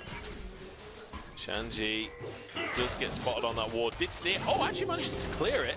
Vikla gets a bit of health. Lien laying in wait on the other side of mid as Dwo moves in, tries to push Vikla up to that top side, but Lien goes for the scuttle crab in the end. A very different bit of pathing from an early game Zyra. Not what we usually see, but it means that Xiaohao only gets the Gromp on that top side. He's going to try and invade, but there's no camps up right now, and Lien can move to his bottom quadrant and even go for the bottom crab.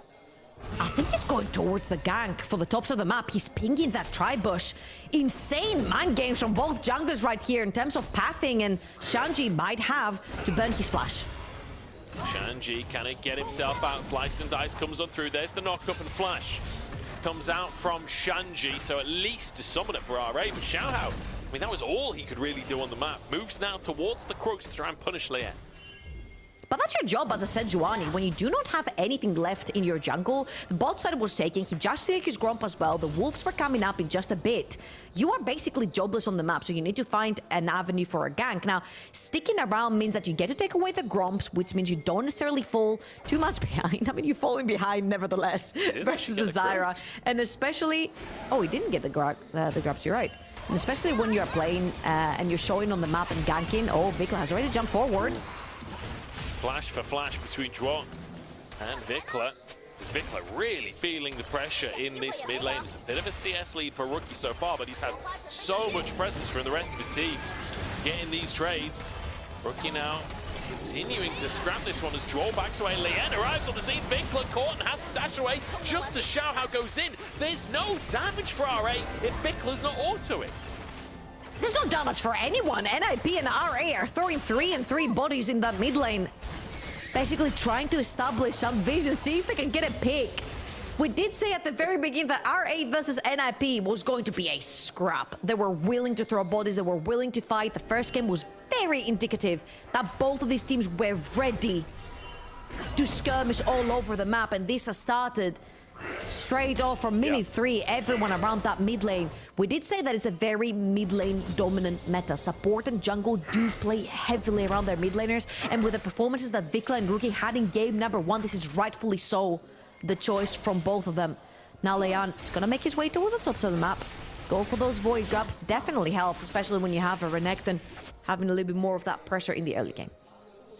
Great to see Lien and Dwo playing around Rookie in that mid lane. It's so good to see Rookie having this support and a great game plan as well, knowing that Zeri can find the advantage against that Tristana, assuming she doesn't get outnumbered, setting Rookie up even without the TP to maintain a one-wave CS advantage in that mid lane. Really, really nice start. There you see him dash forwards to get that passive auto along with a couple of Qs, just to get these slightly positive trades against Vikla and get that fleet footwork propped. And I don't know if you guys noticed where Shanji backed. He backed exactly where Xiaohao is right now. He scouted through the jungle, saw which camps are up, searched to see if he could find Xiaohao before he backed, and now he's resetting back towards the top side of the map.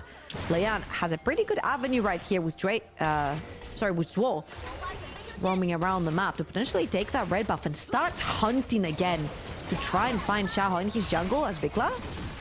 Vikla trying to get the trade, but his burst is done with.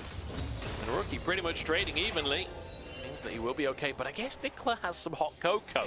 So maybe it is a positive trade for Vikla after all. Rookie does still have that barrier, so we'll keep our eyes on that matchup as Xiaohao tries to move in. Smite for smite, and it will be Xiaohao that manages to grab it. Obviously, the 3 grubs went the way of Lien earlier on. They're not up for another 3 minutes just yet. But Drake is up on the bottom side of the map as everyone moves mid once again. It's an absolute scrap for the mid wave every single minute. It's been a 3v3 since what? Minute 2? Minute 1? Minute 3? Like the entire time? It's been a 3 versus 3 in that mid. And not a good time to cast your ultimate there, buddy. That's assumes flash down. I think he might have had to flash anyway, to be honest. Nice little ult from Photic. Big pressure onto the 6 draw. And Lien were maybe thinking about going for a dive there, but don't get the opportunity. With this Bard in the area, with Xiao Hao shadowing, they will be sent back out of the jungle, but Lien not going to give up without grabbing a red buff. Does just about get it. The smite and an auto to follow it finishes the buff. Almost Xiao Hao grabbing his own red buff right there. Great punish by Lien. They know that Ziggs was poked super heavily down the bot side of the map, had to clear the wave. Then the reset comes through. And this is a great play by NIP in the early game anyway. You do want to put that pressure in the mid lane because you don't want Assume to be chipping through those towers early on. So by committing to Wall and Lien around that mid lane to try and get Rookie ahead, what that inevitably causes is Dway has to move as well, which means that dominant bot lane doesn't get to show their teeth in the early game. Ziggs has not touched the tower once down the bot side of the map, and usually when you see Ziggs, by minute 13, by minute 12, Ziggs is already on the top side tower, taking tower platings right there. Assume has not touched enemy tower once, so NIP, great pressure around that mid lane, mitigating the bot pressure too. Oh, actually comes out from Rookie, but Buster Shot sends him away from the play. Dway's on the scene as well. I don't think Rookie will be able to snowball off of this ultimate. Xiao Hao managed to get himself some chickens on the top side and maybe looks towards Shanji as well. Pathing straight at that top lane and delivered by Xiaoshu, but Shanji manages to pull himself out to safety. Has that flash should he need it, and he just might. Xiao Hao still in the area, and there's Dway as well, but looks like no real opportunity onto this Renekton in the end. Yeah, Xiaoshu didn't quite find the angle to teleport Shanji into that tri-bush. I mean, Dominus I'm not sure this is a very clever play. You do not have ultimate on the Cassante. You've got Flash plus ultimate coming in from Shanji's Renekton, and honestly, that wave got taken away by Shanji. The entire... in 60 seconds, it's a great play if you've got Bard ult, but it's a level 5 Bard, so the tower's still a part of it. You're not pulling that dive off, are you? I don't think you have quite enough damage between the two, especially when you don't have ultimate from the Cassante. You see now NIP committed more members towards the top side of the map to try and contest for the Void Grubs. It seems like there's not going to be any contest from the side of R8. I mean, 6 Void Grubs going to the side of NIP. Really nice map movement there from NIP. So Shanji resets on the top side. Rookie ran straight to that top lane. Photic moved mid, and then Shanji TP's down bot. So they lose nothing in terms of waves on the map, but they reordered their laners so that they can contest here. But also Shanji theoretically could have TP'd up top as well, should a fight have kicked off. So nice bit of play from NIP. That's 6 grubs for them against a demo squad. It's so valuable to deny those grubs. Absolutely, but look at RA. They're instantly running towards the top side of the map. Journey helps a lot in pretty much closing the distance between you and any laner. You can put it through the wall, through that base, around that top lane tier 1, and you can close the distance super quickly. NIP do respect the fact that Bard could be around, and an ultimate could be very disastrous for a tower dive towards the top side of the map. So they're gonna call it off, and a lot of our question marks around NIP is, where did the macro go? Where did the tempo go? Where did the macro gods from Spring with the swaps? Oh, Dway, he's caught out, he's CC'd up, and he'll burn to death. Lien grabs himself first blood flashes from the bomb as well. NIP, they find themselves a pick, and this Bard not looking so hot for Dway after all. Hold up, Leon, these cupcakes are not for eating. They are small bombs. I feel like Leon felt like these were cinders. He was trying to collect all of them. He was playing a different game right there and had to burn his flash in the end. Or some would claim the kill right there, but it's a favorable trade for NIP. Leon managed to grab that kill over there, and so far, I feel like NIP has been so clever again, playing around the Bard, playing around the pressure that this Bard would create towards that bot side of the map. Xiao Hao tries that to get constant... a grab, just to dive. Sorry, go on. No, it's okay. It's okay. He's been trying to find his footing around that Zara. It's really hard as Sejuani. Again, when you show up on the map as Sejuani as any facilitating slash ganking jungler, you are going to lose so much. Whether it's in your jungle or falling behind in general in gold and CS. That's exactly what's been happening here. Plus the advantage of the kill on Leon. He's a kill ahead. He's a level ahead. He's gonna be having his first item soon. This game from Rookie has been insane, by the way. This Zeri pick is working beautifully, moving around the map. That's 5 plates and a tower top. He managed to get 1 plate mid earlier on as well. He's 1,500 gold up. So is Photic. Like, this is a monster performance out from the laners of NIP. And they're 4,000 gold up. It may look like there's not been much happening in this game, but trust me, the amount of map play, it's like really good map plays coming out from NIP. Like you said before, this is reminiscent of what we saw in spring. This is the team that brought those lane swaps into the game because of that clever macro play. And now we get to see them kind of going back to having this really solid map movement, having these really good drafts that are answering what RA wants to try and do. And now Xiaohao might just be caught, sent away in the jungle once again. Hey, we said that RA had a pretty hard composition to execute, and right here it's easier, but that doesn't mean NIP's is bad either. You want to dive into them, they'll be more than happy. They've got the Zyra, they've got the Rel to peel and re-engage onto you now. NIP full control on that bot side of the map. They've got Rookie pressuring that bot lane as well. He's got that static shield already up, and now RA are gonna have to force themselves through that choke point to try and find an answer. Well, the Drake already low. Xiaohao jumps into the pit to try and get himself that smite. Does find it. Rookie sent away as well as 12 golden in the middle of everything. Xiaoshu dives onto the backline and just looks for a free kill onto Lien, but then the Magnus Storm pulls him back. It's 1-for-1, and now the chase down. Shanchi jumps onto Asum, but Asum jumps away. Bullet time onto Toon. Chwei escapes with his life, but the laser over the wall fries him alive. 3-1 for NIP. RA managed to steal the dragon. They lose a couple in the process, but a dragon is a dragon, and they stop the stacking from NIP. NIP right now, 4,000 gold in the lead, almost 3.5. And they have been using that side lane pressure so well. Oh, Rookie. Rookie does get over the wall. Oh! Within an inch of his life, less than 100 HP. But he survived nonetheless. Still had flash up, by the way, as well. If he'd gone down to that, it would have been a little embarrassing.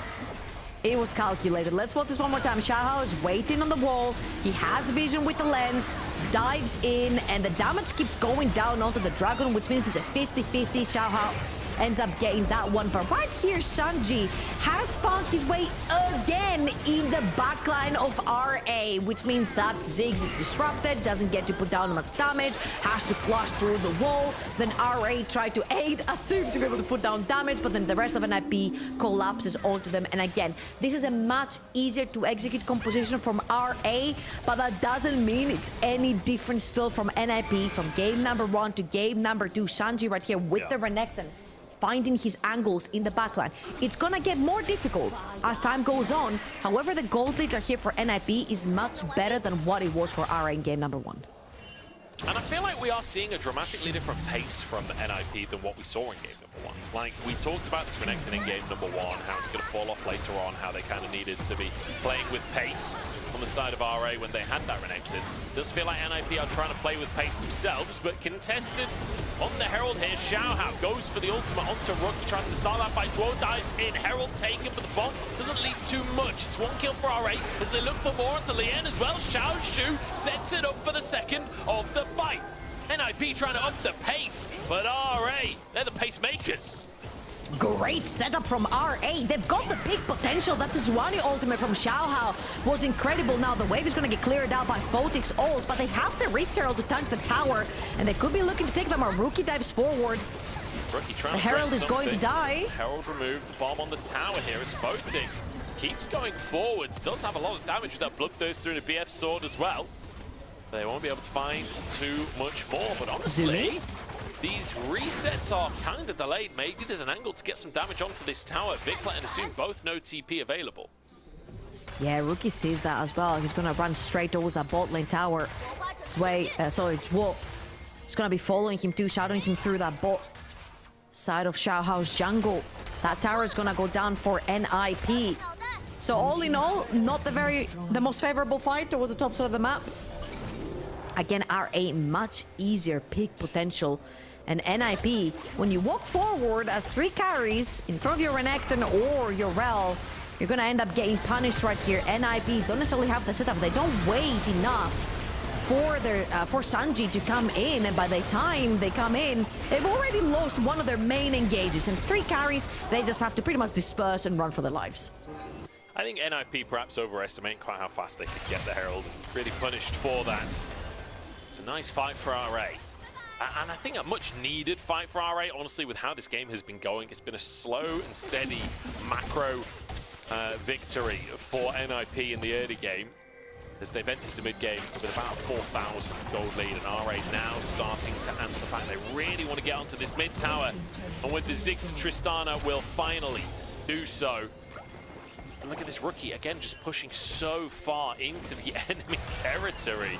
He's now looking red buff. at red buff as he jumps onto Vikla, rotating off of that prio on the bottom side. And now potentially NIP can set up for an invade onto this red buff. Xiaohao is in the brush as Duo steps forward to start the engage. Red buff the objective, but it might turn into a fight as they pull Xiaohao back into the play. Vikla trying to get damage out, but he can't really do much as Rookie dives towards him, and the bullet time finishes the job.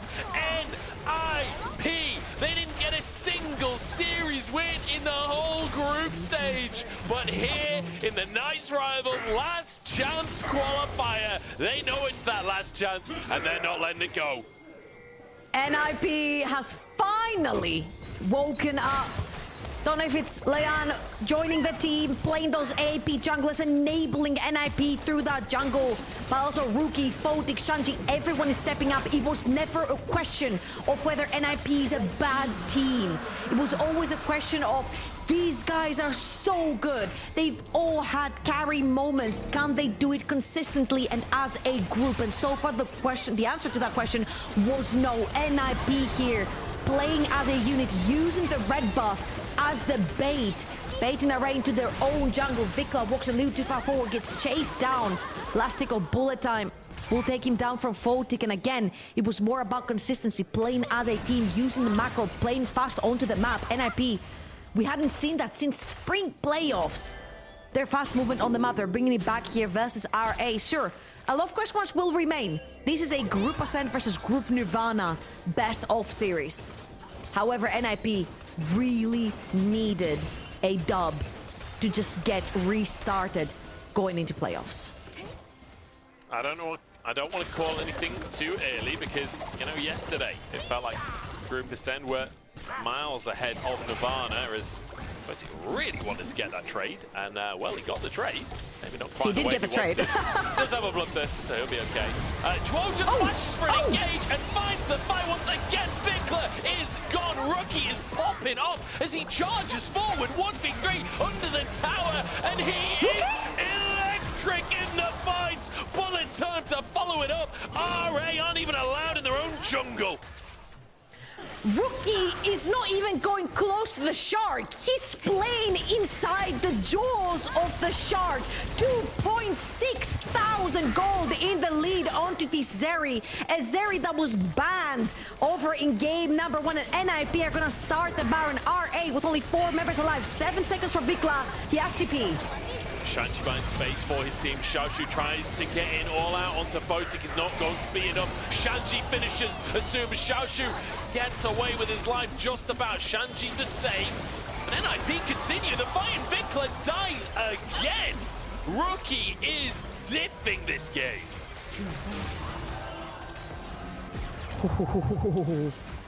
We have commended Rookie for being one of the best players when it comes to playing through Fog of War. And I'm sorry if you can hear drilling through the walls. I cannot control that. I'm so sorry.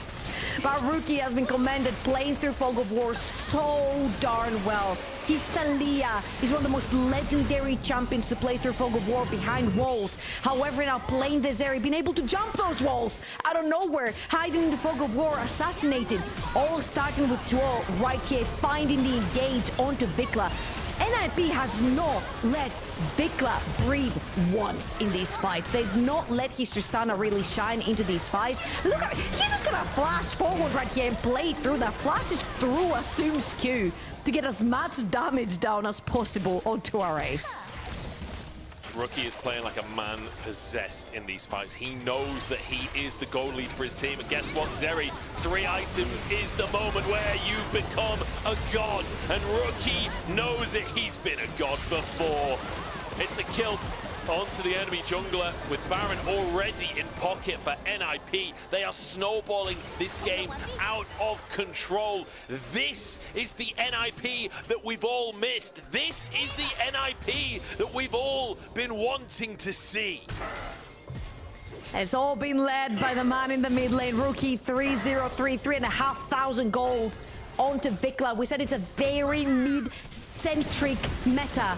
And who else to have in your mid lane other than Rookie? He's looking. Jump way, Vikla there to try and trade. I don't think that's a fight he can win, though. The bomb comes in, Rookie caught out. Can they get the shot? He's down? dead. Finally, he's brought to bear. 1-for-1 between the solo laners, but a huge shutdown. Yeah, he walks a little bit too far forward right there.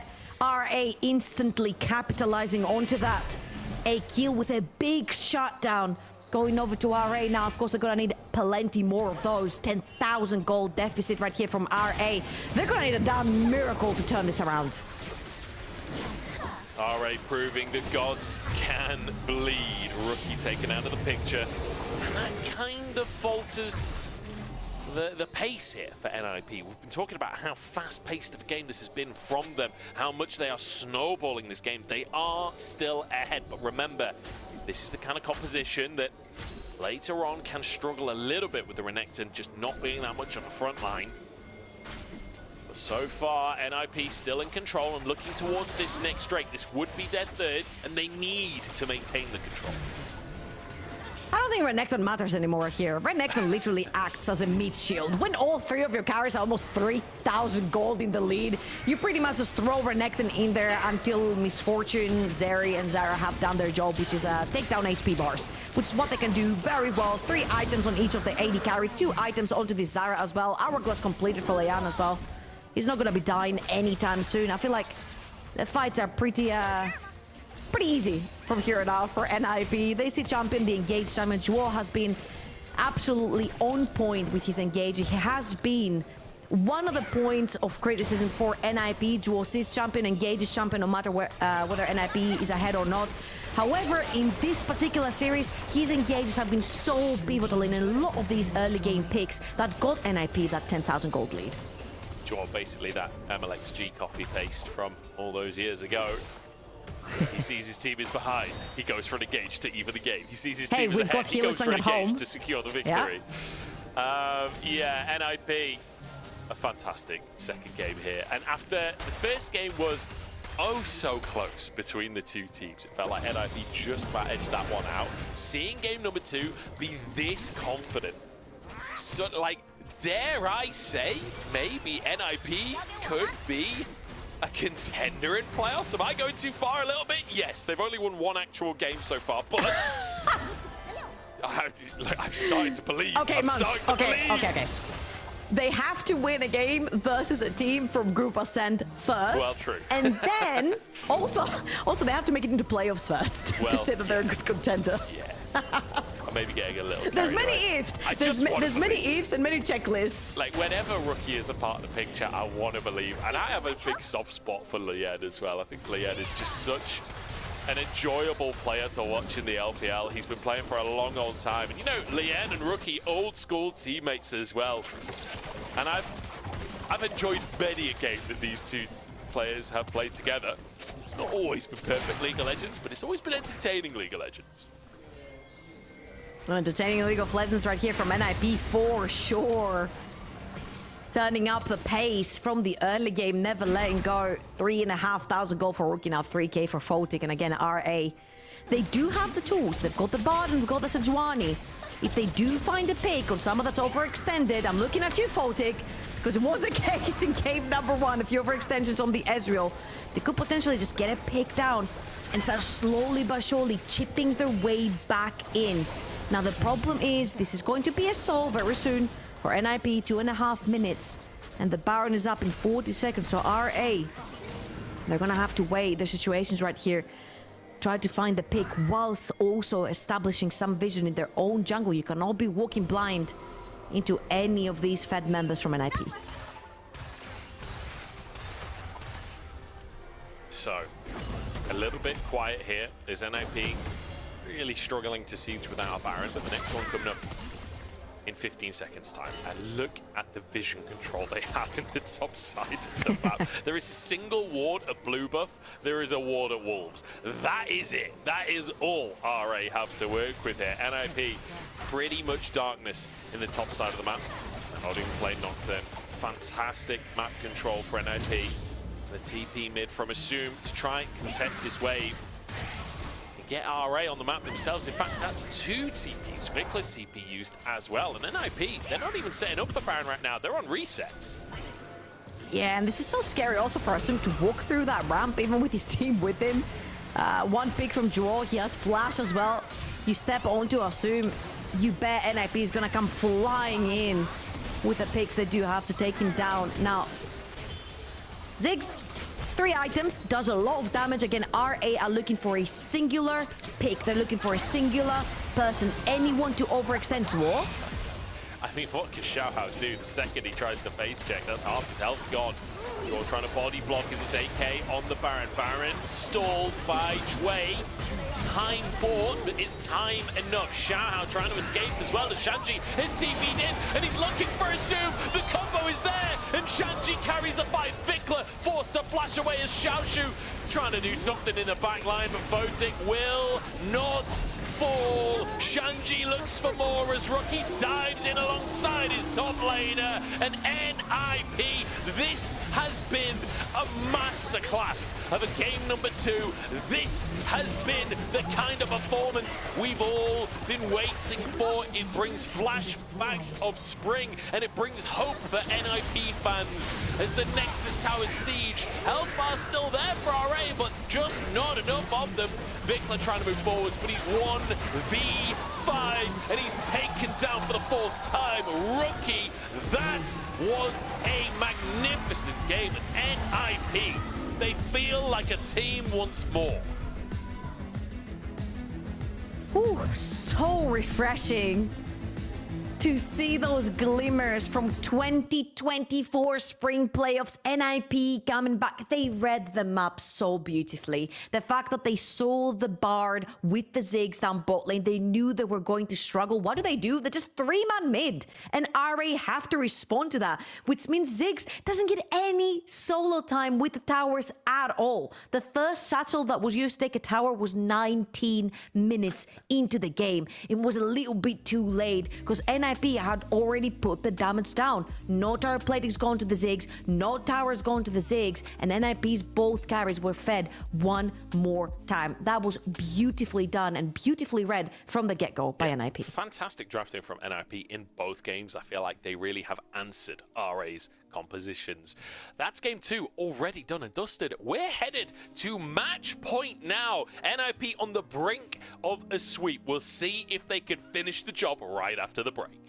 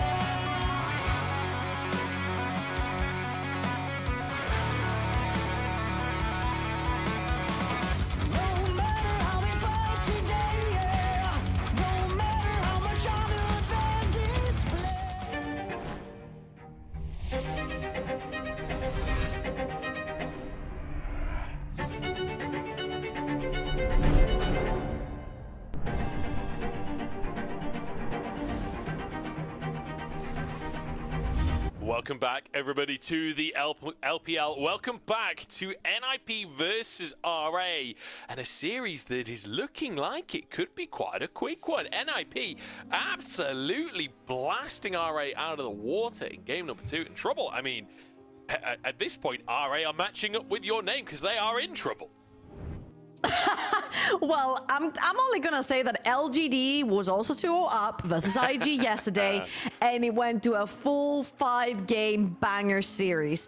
And honestly, taking it from game number 1, I think RA definitely have the fight in them, and they're willing to go toe-to-toe with NIP. However, NIP game number 1, questionable. They did end up winning the game, but that was partially due to the draft being easier to execute. Also, Leon grabbing the MVP right here. He did pull Xiaohao around the map a lot with Azar into Sejuani. Now, my argument for NIP in game number 2 is that NIP looked like a completely different monster. The way they read that bot lane pressure into transitioning it into a 3 versus 3 in the mid lane so that the Ziggs doesn't have impact in the early, and then they were playing through their side lanes, and then they were constantly pressuring with the Zyra into the Sejuani. That was a peak playoffs 2024 spring NIP, and now that looks a little bit different than the series yesterday with LGD. Yeah, great as well just to see Lien grabbing an MVP. He's just joined the squad. They'd only played one series with Lien in the roster, and now in the last chance qualifier when it matters the most against his old organization that haven't made playoffs since he left. He manages to pick up an MVP in game number 2. Just, you couldn't write it. Not only that, he spent 2 years playing for RA. 2 years. And we said, we joked about maybe his aura has to be there for RA to do well, but it's not quite the case when he's playing for the opposite side and he wants RA's demise. Talking about RA and making it easy for themselves, the Leona is going to land in Zway's hands, one of the strongest champions in terms of engaging and taking control through the bot side of the map. So, NIP, game number 1 of the series, they played this kind of counter matchup to a hard engage composition, but perhaps looking to repeat what they did in game number 2 instead. With the Misfortune first pick here, it was all about aggressive laning, about finding leads and snowballing towards a victory. Looking to try and repeat a similar performance here. Yeah, taking the Misfortune away from the combo with the Leona as well. However, I wouldn't be surprised if Assume locks in something like the Ziggs. Again, a great pairing together with that Leona. However, knowing what NIP did in game number 2, it might not necessarily be the best choice because they never gave them a 2 versus 2 lane down the bot lane. So the Ziggs, Leona would never play together. It's going to be the case right here. RA are more than willing to move around the map right now. They do have an Ezreal down the bot lane. A lot of self-agency in terms of peeling and being safe, being left alone down the bot side of the map. So RA, at least, still they're making it very easy for themselves to play. They've got a lot of engage with the Sejuani and the Leona. However, now they don't have to play the 2 versus 2. A little surprised to see NIP not prioritizing grabbing a jungler here for Lien, considering how Lien got his MVP, how that early game went against Xiaohao. He was on the Zyra, and he was kind of running Xiaohao around the map on that Sejuani. Well, the Zyra was banned, his Nidalee is banned, now Akarthus is banned. Lien having everything banned away from him because, you know, NIP already banned that Lilia as well. I wonder what he's going to end up going for, what he's comfortable on at this point, because, you know, we've not got that much tape from him on this meta, you know, like, it's still fairly new, so we'll see in what direction they go. Brand obviously still available, but I wouldn't be at all surprised to see RA ban that. I was thinking maybe even something like the Ivern to take it away. True.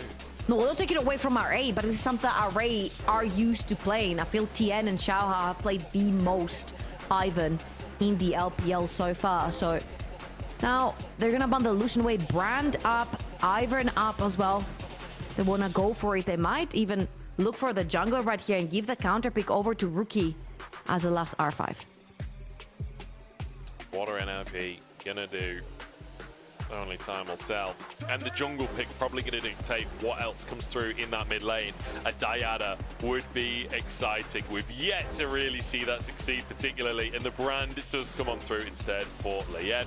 I was cautiously excited for a Rookie Yasuo there when I saw the Diana hover. It's not going to happen.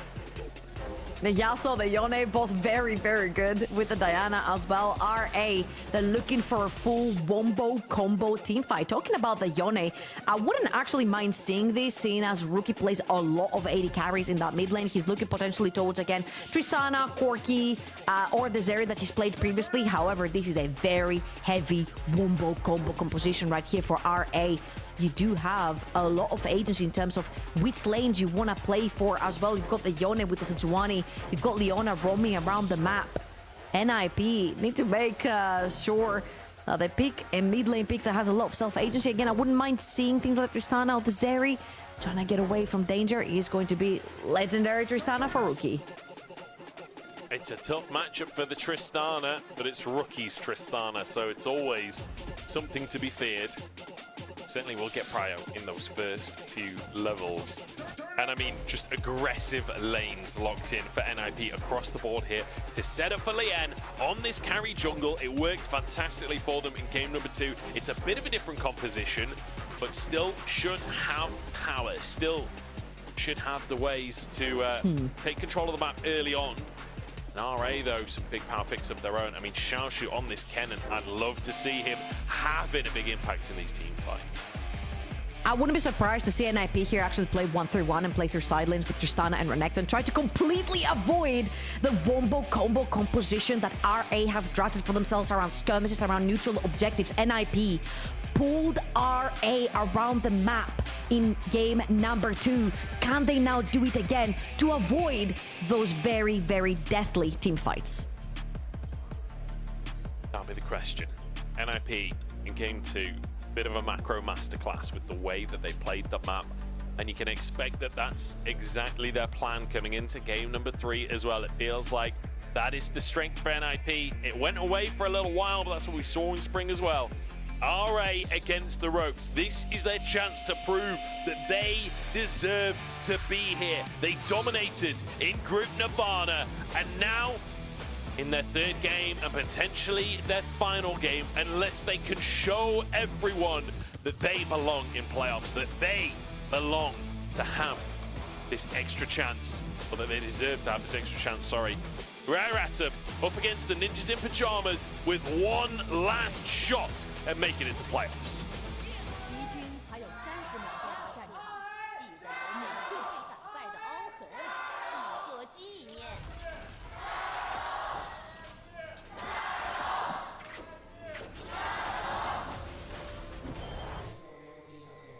I have to say I'm pleasantly surprised about the amount of support RA are getting in the arena. Like, not a team that's got particularly famous players among that roster. NIP, unsurprising how much support that they have. Joel does get his recall denied there, so we'll be slightly late on moving towards the bottom side. That is huge. The minions have already spawned. And Zwo is stuck towards the top side of the map. Has to take the safe route as well. They do not know what's going on inside the jungle. I don't know if they have intel right now. So Zwo taking the long way around towards that bot side of the map. He's running the exhaust as well, especially when you're playing against a Kennen and you don't really have easy ways of pushing him out. Of course, Rookie can very easily just reposition the Kennen with a Buster Shot, his ultimate. Right here, you will see that the bot lane of RA will definitely have control for the early levels, as they are the first ones to take control of that bot of the map, get that early level 2, and try to pressure NIP underneath the tower, which will be a very good start to begin with in game number 3, seeing as a lot of the early game shenanigans have gone NIP's way.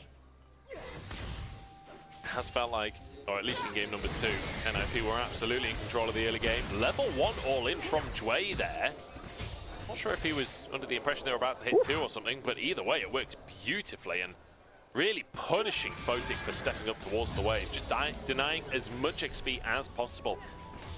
Is Photic actually going to commit to the recall here? No, okay, he does cancel. I was going to say he's going to miss a lot of minions if he does. I'm kind of a little bit sad that we see Sejuani pathing towards the other side of the map. Of course, being wary of Brand invading your jungle, you need to make sure that you get your first clear through with Sejuani.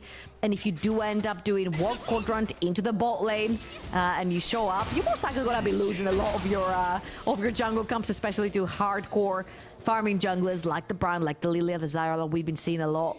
Leon sporting on the Rift. It's gonna go up top side of the map. Make sure that he protects Xiaoshu, putting down a ward on that tri-bush, making sure that he's safe to push for the time being. However, Leon, oh, we talked about the early invades. He's looking for topside though. The ward is not going to spot him. The ward is in tri-brush and Lien is moving up the river. He's going to get into this lane. Shanji can set up the stun, denies the initial engage here. Flash from Xiaoshu, looking for the Seer. The stun into stun, comes on through. The burn is there, but it's not quite enough damage onto Xiaoshu. Lien looks to finish the job with the red buff, and there's first blood. Xiaohao now gets the burn onto himself, but there's only 300 health between the two NIP players. But Shanji jumps in against the heal. Lien flashes the flail, and it's 2 for NIP. Incredible gang towards the top side, and how well played with the flashes as well.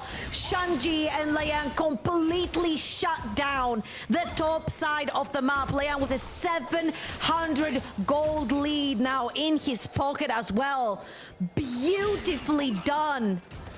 Dodging the vision into playing that so well, doesn't throw out his spells until Shanji flashes for the W as well. Well played from NIP to get some control in that early game. Rookie has to jump away as Dway threatens in the mid lane, but he'll be okay.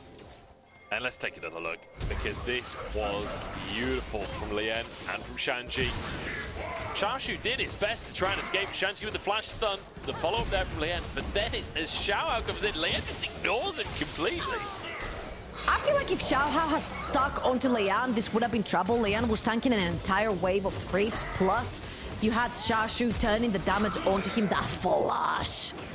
Beautiful to get out of danger right there. That would have been his death, absolutely. And the Q as well, not committed earlier on from Lian, making sure that the W lands in from Shanji first, to then ensure that the Q lands from the Brand as well. Very well played. Really nice stuff from Lien there. Saves his cooldowns as he finishes off Xiaoshu, and I mean, beautiful. And I just want to quickly mention, Lucian was banned away by RA. They could have banned 2 carry junglers, they banned the Karthus, and they banned the Lucian. Lien got that brand because it wasn't banned away, and now already 1-0-1, already with the Fated Ashes and Boots as well. I mean, it's a phenomenal start. It's all you could possibly ask for. Lien is so far ahead. I mean, to be fair, as he's looking for the top lane again. Oh, bot lane. Bit of damage onto Photic here. Dway really forcing it, and Assume happy to follow up. Nice pressure in the bottom lane, honestly, from RA. In a draft that we said, you know, NIP were drafting for lane dominance. It has been all about Assume and Dway down in the bottom side. Yeah, it started with that level 1, right? Xiaoshu cancelling the back of Zuo. Zuo being extremely late onto that lane. Photic leashing as well for Lian to get him a little bit further ahead, since they couldn't get control down the bot lane of the map. And I feel like NIP have been weighing their situations very well from the very early game. They understand how to play that early game to sort of like equalize bad situations. Against Zuo not being able to be down bot lane, they're like, okay, let's at least get Lian ahead, which is why Photic leashed for his jungler. Therefore, Lian was even faster than the Brand is in clearing his jungle. And even though that bot lane has been struggling, having a Brand which is 1,000 gold up 6 minutes in, I think it's worth for Misfortune to fall slightly behind. Oh, definitely. Misfortune is still going to be relevant later on.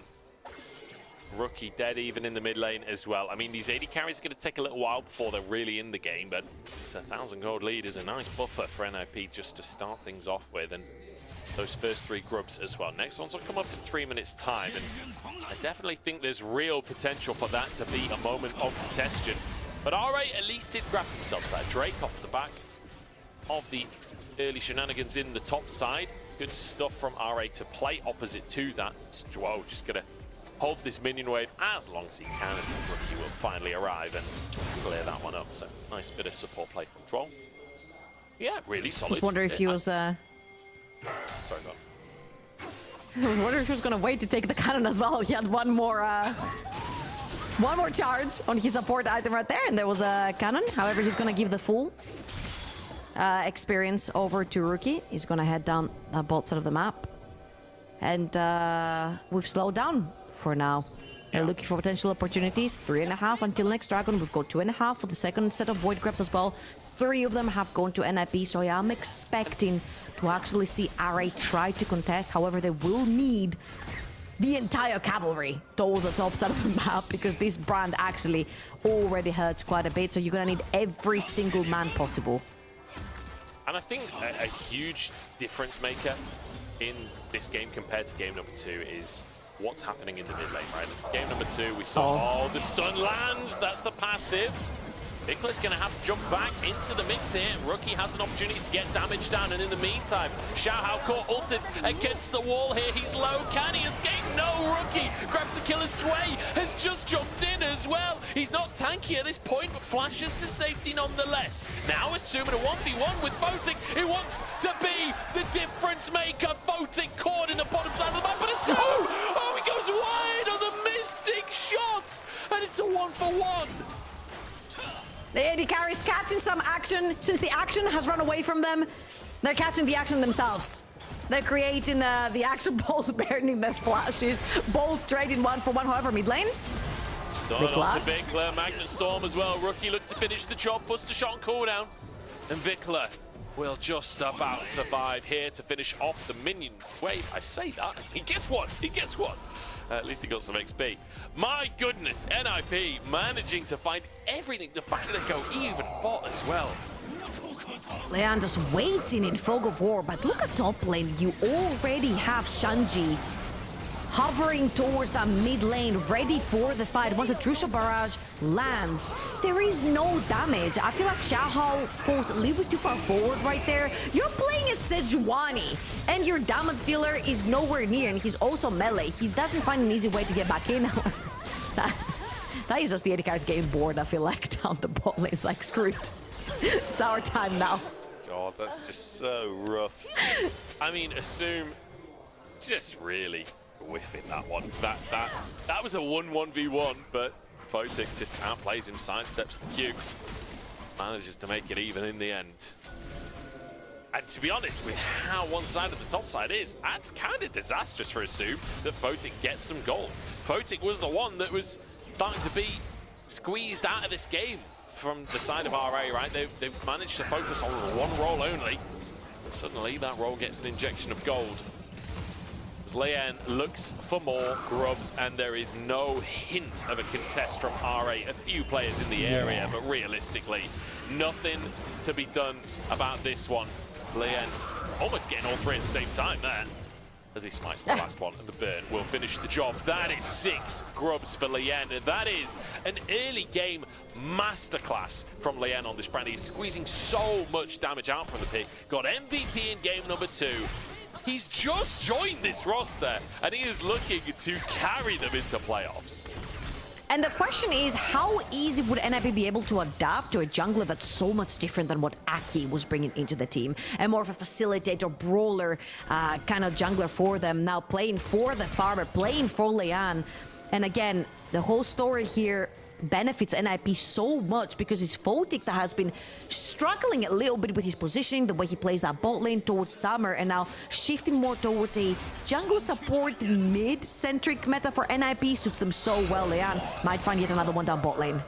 Okay, this time Vikla dodges the stun, just going to take a bit of a hit, and now the answer from RH. Wei and Xiaohao trying to start a fight. This duo blocking for his team. Solar Flare dodged by Leon. That'll be NIP disengaging the play. Assume trying to move over as engages come on through. Troll tanky, but the True Shot Barrage flies on in. Dway the one to go down as Shanji sets up for a second as well. 2 straight off the bat, and NIP not slowing down anytime soon. It's so difficult to make RA's composition stick. You've got double melee with Sejuani and Leona. Once they commit, they commit. They're into the fight. If Vikla cannot find an angle for a good ultimate or a good trade, he cannot join them. And Vikla did not want to take that chance right there. Zwei and Xiaohao too far forward, and NIP are going to be cashing out the first dragon of the game as well, taking that second one away from RA. Look at that, Zwei again finds the opening, knows that Vikla cannot join the fight because Shanji insta-TPs into the face of the entire fight. And again, jungle support from RA, a little bit too far committed into that front line. Again, TP was a little bit too late, and the fight had already ended. NIP super quick again on the map to capitalize onto these overextensions from RA. Rookie waiting in the brush. Just gets a hit to Victor, doesn't overcommit for anything. Xiaohao tries to move top. RA know that they are bleeding out here. The 3k gold down almost. I guess 2.5. They need to find something. There's 3 people up top again for RA. I don't think Rookie's gonna fall for it. Okay, there we go. Rookie knows what's up. Uses his blue trinket, spots them both. You're not catching this man out, not today. Rookie and Lian both have been absolutely fantastic. I mean, Chuo has had a really good series, and Shanji, obviously, I mean, his team fights speak for themselves. What an evolution from NIP today. It's just a week since they lost that best of 3 against LGD, and my God, do they look different. I mean, it's a week since they kept losing to everyone in Group Ascent. LGD was just the last drop in the glass of so many losses that NIP were catching in Group Ascent. And again, we walked into the series not knowing which NIP we were going to see. That is a 0-7 NIP coming out of Group Ascent. They haven't been able to catch a break versus any of the big teams over in that group.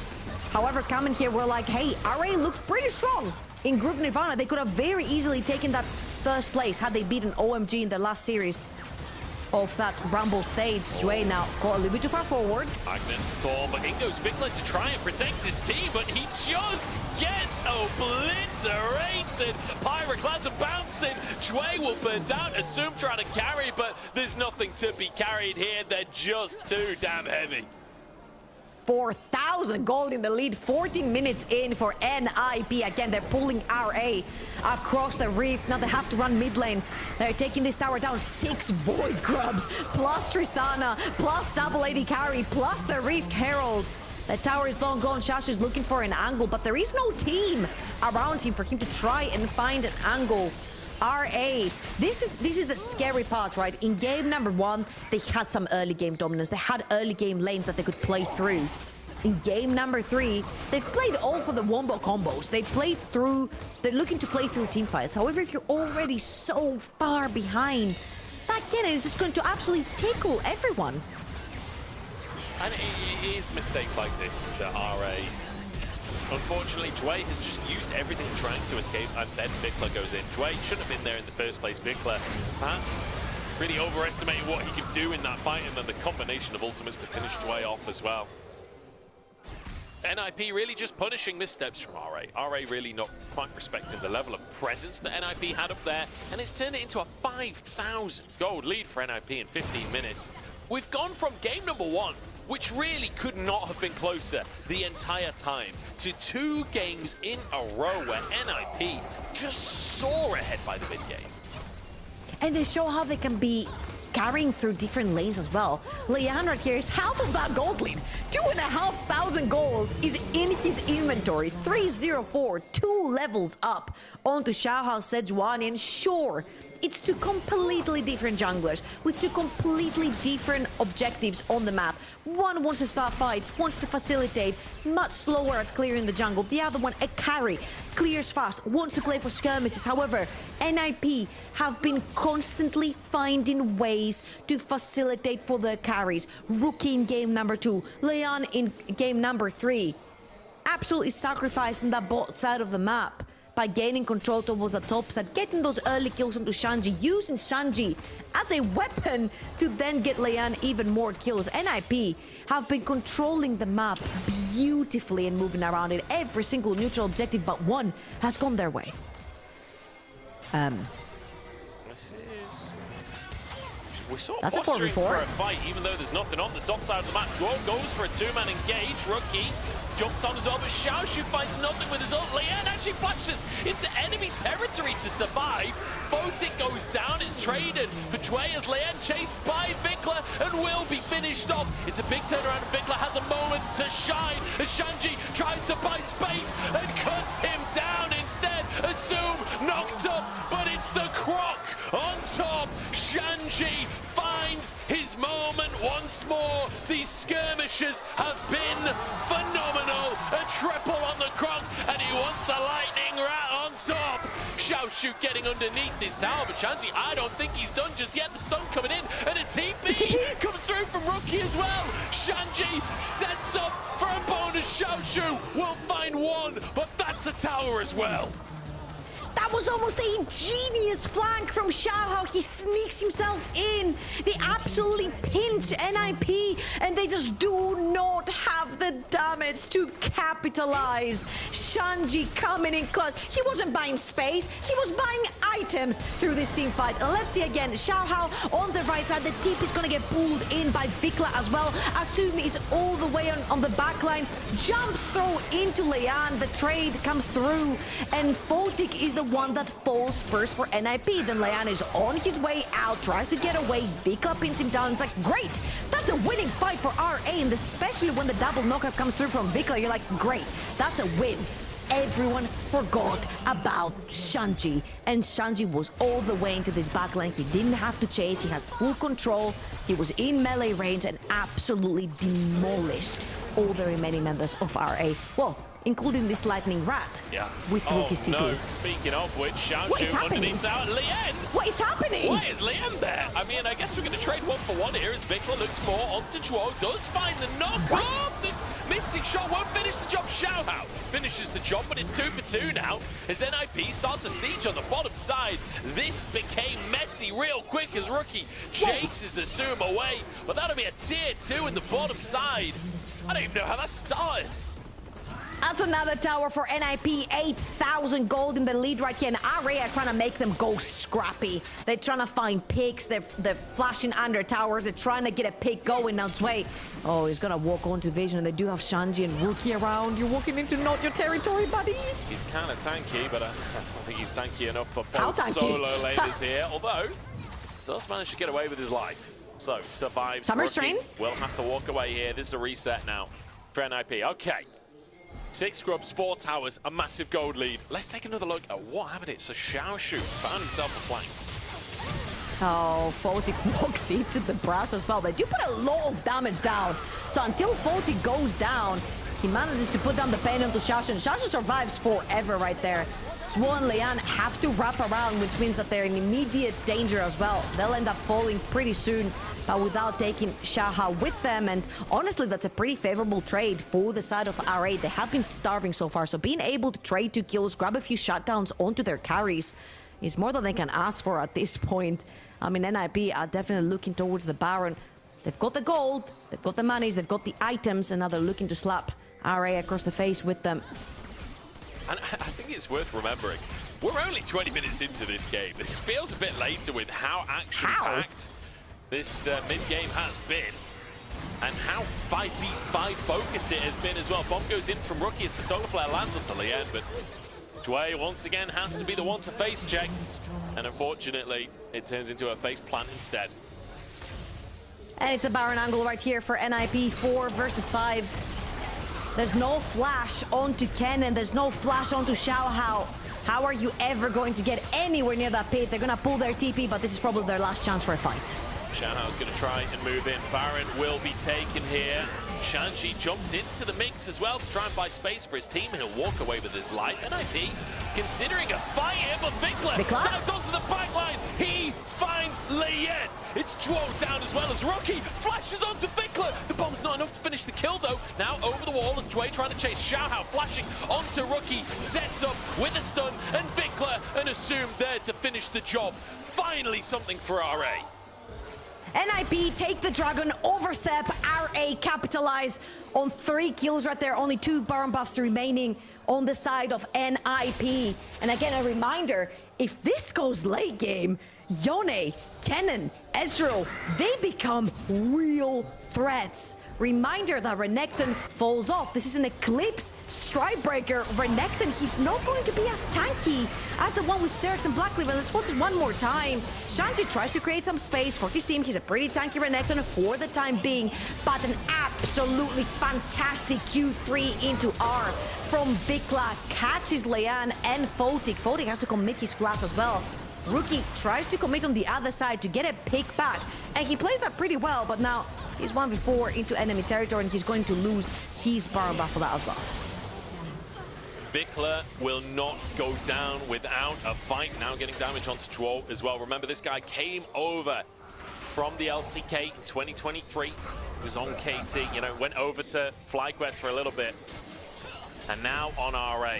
People wondered what we were going to see from him. And I feel like this year has been his best in the LPL. I don't think there's much arguing about that one. I think this split, has been his best in LPL. Better than his spring. But is it going to be enough? Can he carry this team over the line? Xiaoshu caught in the top side, and that's slicing Maelstrom on cooldown as Drake comes up. That's surely sole point for NIP. Now, the saving grace for our Ray right here is that the 3,000 gold is onto this Renekton. Again, this Renekton will start falling off slowly but surely. They're going to have a lot of catching up to do until that Shanji monster that he's created falls off 6-1 and 3,000 gold up, 3 items already completed. However, the only other member with a pretty significant gold lead from the time of NIP. Oh, they're looking at Sanji. Shanji's caught, has to flash here. No Dominus, remember. Solar Flare doesn't quite land, but as soon as he's doing this all by himself, he doesn't need a supporting cast. Finds the kill all alone. It's in trade for the Drake, still sole point for NIP, but again, Assume getting gold. And look at that, at the bottom of the screen, there is finally a blue arrow on the scoreboard. So walking too far forward, might get caught here. There's 3 members of RA. Whew, the Hex flash through. And again, that was a plus 300 gold bounty on top of Shanji. We said what a monster he was. Now they're looking for Rookie. Vikla trying to hunt, but won't find him. Rookie. Oh my god. Has done such a good job of playing safe this game. Like, his positioning, immaculate. Getting close to that 3rd item for himself on Tristana once again. We're looking at Vikla in these fights though, and Vikla has found Chuo once again. Chuo just way overstaying for a bit of vision, but will get away with his life with Rookie's presence in the mid lane. Difficult to chase. Yeah, he ults Vikla backwards as well to save Chuo. And I feel like this game is anything but over here, Munch. This Yone is catching up, almost on that 3rd item as well. Vikla has been farming a storm, 233 CS, 25 minutes in. You see that the majority of the gold lead is onto the Renekton, and the only reason why I'm not mentioning the brand right here is because Leon is a very immobile carry. Lot of damage, but a sitting duck in most of these teamfights. And Vikla has done an incredible job at finding him in every single one of those fights. So close to that 3rd item for the Yone as well. I feel like one more team fight for RA, and you sort of like free yourself in terms of how you want to play the team fights. You go 5-2-4 Ezreal, almost on the 3rd item. Once the 3rd items get completed, I feel RA will feel much more confident to step up forward, look for a Sejuani pick together with a Leona to try and capitalize on anyone overextending from NIP. And they've got the scaling in terms of damage late game to do that. Xiaoshu's not going anywhere either. This Kennen, one big ult. Once you get to those 3 or 4 items, really can just change the game. The way Vikla's been playing, NIP cannot count their chickens just yet. Rookie moving down to the bottom side here. Baron up in 70 seconds time. And you can see that vision control that we saw in game number 2 on that top side of the map, once again set up for NIP. It's so scary for RA to walk into their own jungle, especially towards the bot side of the map. You see Rookie pressure and you're expecting that NIP has set down some vision. It's not going to be the case. They're mostly going to be establishing a lot of control towards the top side. You mentioned the Baron as well. 45 seconds now for the Purple Wolf to spawn. And RA, they're going to use Vikla towards that bot side. They're trying to feed him as much gold as possible to finish that 3rd item onto the Yone. An Infinity Edge right here would be absolutely huge for the fights to come. If even RA might be looking to even not contest the next Baron, to try and get those spikes in and fight NIP when they have the pressure to push with their Baron buff. Players moving up towards the top side now. RA, I think, aware that NIP were trying to pressure here, but with Rookie in tow, 6 grubs, that tower is not long for the world. Nice bit of play out from NIP, trading a tier 1 on the bottom side for a tier 2 on the top side. Definitely favors NIP, especially when they've got complete and utter vision dominance in the top side of the map. Chuo just going to play bodyguard, going to try and keep people out for the time being, while Baron has already started by the rest of NIP. Xiaohao trying to move in, but everybody just turns towards the RA jungler. Keep your eyes on Vikla. He has to carry his assume. Dives on forwards, voting. Fnatic survives as Shanji buys space as well, but Vikla finds one. The rest of the fight's already lost though. Vikla gets a knock up on Rookie, but he's 1v4 against the world. And the world comes out on top. Another triple for Shanji. Wave cut in the mid lane, but TP's to the top side for NIP. The world was on top of Sanji, and Sanji's 4,500 gold up on the entire world. His Renekton was absolutely massive this game, and NIP, so many questions coming into this best of series. 0-7, haven't beaten a single good team in that group Ascend.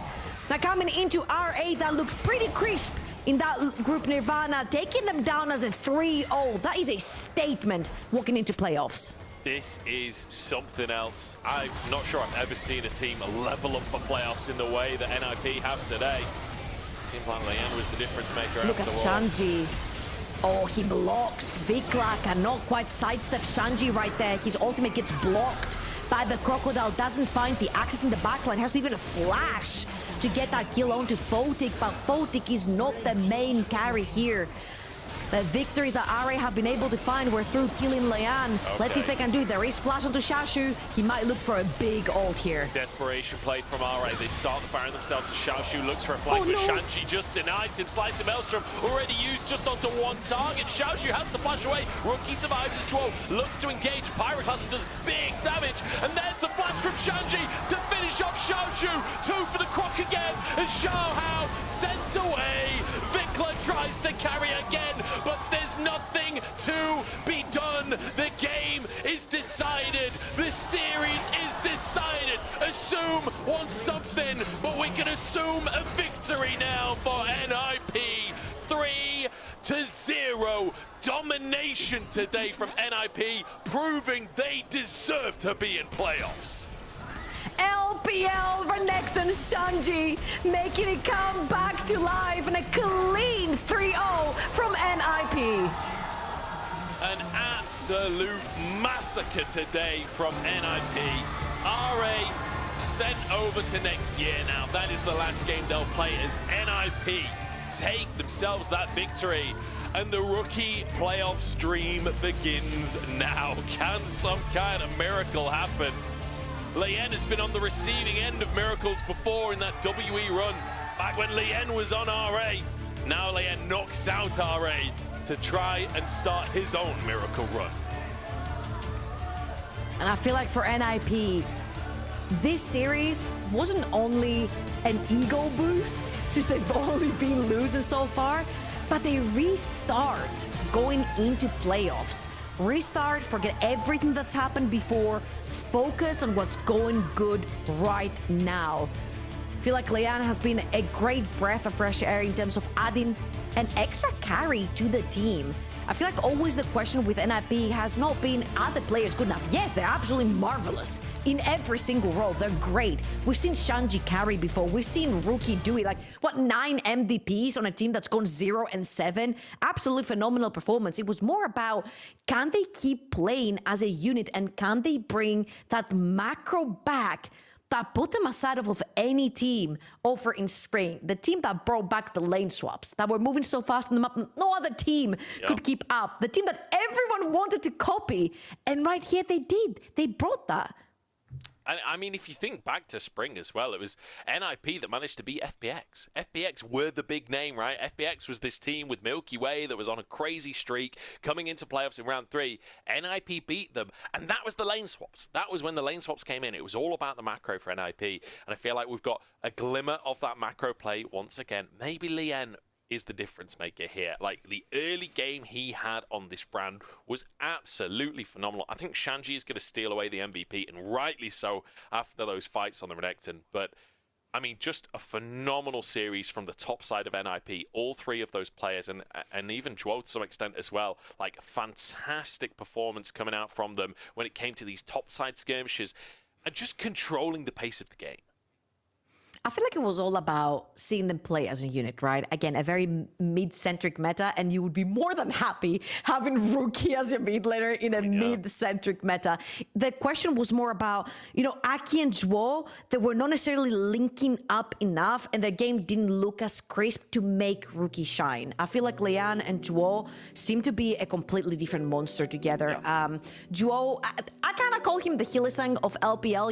He has these genius moments where he sees the engages and goes onto champions, but he also has these moments where it's like, oh, I'll see champion, I'll engage champion no matter what, no matter who's around me, if we're ahead or not, which can work. This is the LPL, but primarily it hasn't been to Zhuo's advantage. Right here, he had such clutch engages that kept getting NIP those advantages in the early game, and my god, I just want to clarify right here that this game was actually close. That was a 10k gold lead for NIP, but majority of that wasn't to that Renekton, and Renekton falls off. If that game kept going, just look at the damage meters, man. Yeah, it really could have been a comeback. Vikla tried his damnedest in a couple of those fights. Yeah. I feel like Xiaoshu just could not find a way in, though. Like, Shanji did such a good job of denying the team fights from Xiaoshu to just body block that Kennen and refuse to let the Kennen anywhere near the rest of his team. Phenomenal stuff there, and just, I mean, when you can separate the fight out like that so these ultimates can't all combine from RA, it becomes really difficult for RA to win a fight.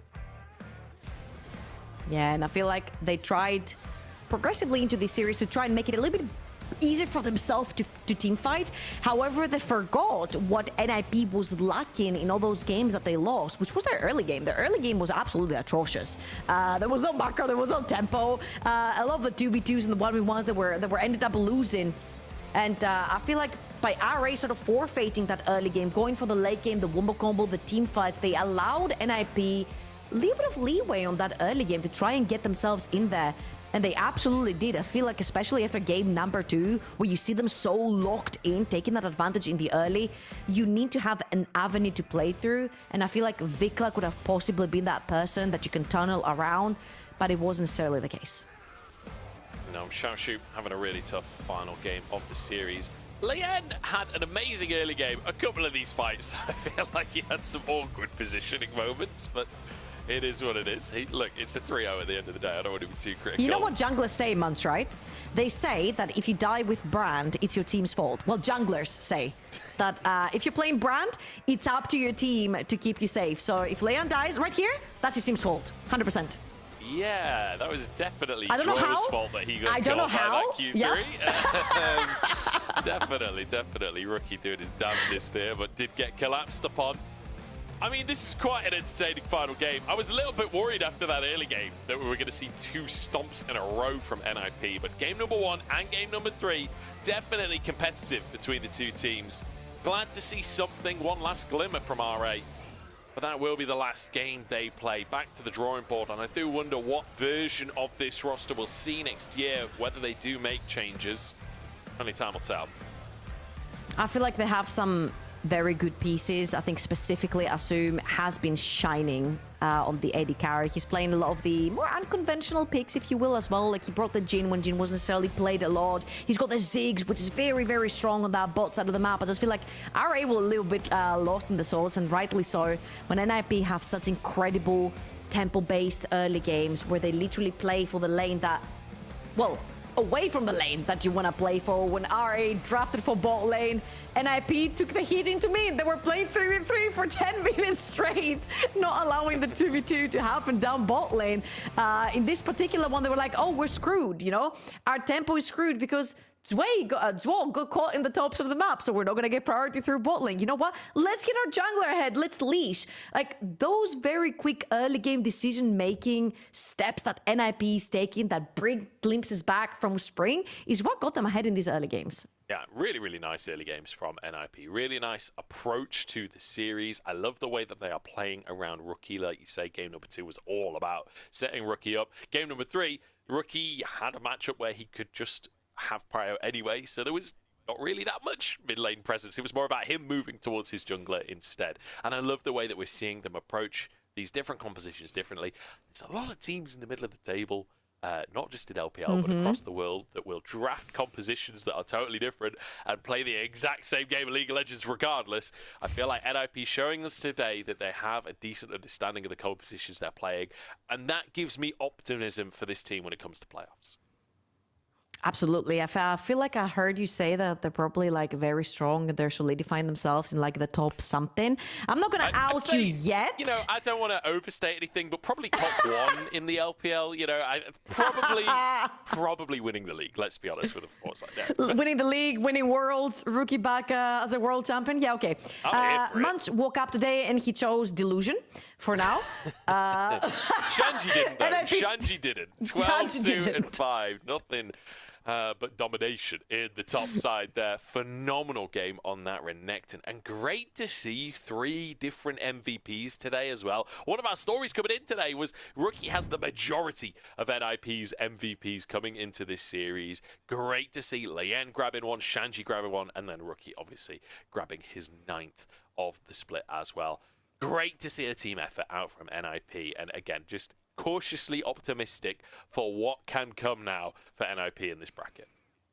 I feel like knowing that you have multi-carry potential in your team, it was never doubted from NIP. We've seen Photic over in spring get MVP. Shanji do it as well. His TF was great. His Cassante was great as well. Like that's why he was called Kassanji. He picked up so many MVPs without Rookie with so many MVPs over in spring as well. So it was never a question again of whether they're good or not. They're really, really good. It was about their consistency, through a best of, and here that's exactly what they showed. And as you mentioned, knowing that 3 different players got MVP right here gives a lot of hope to the NIP fans moving forward into the playoffs. It certainly does. I hope you're excited, NIP fans, because that is the kind of result that you were hoping for today. 3-0 over RA, which rounds out our day.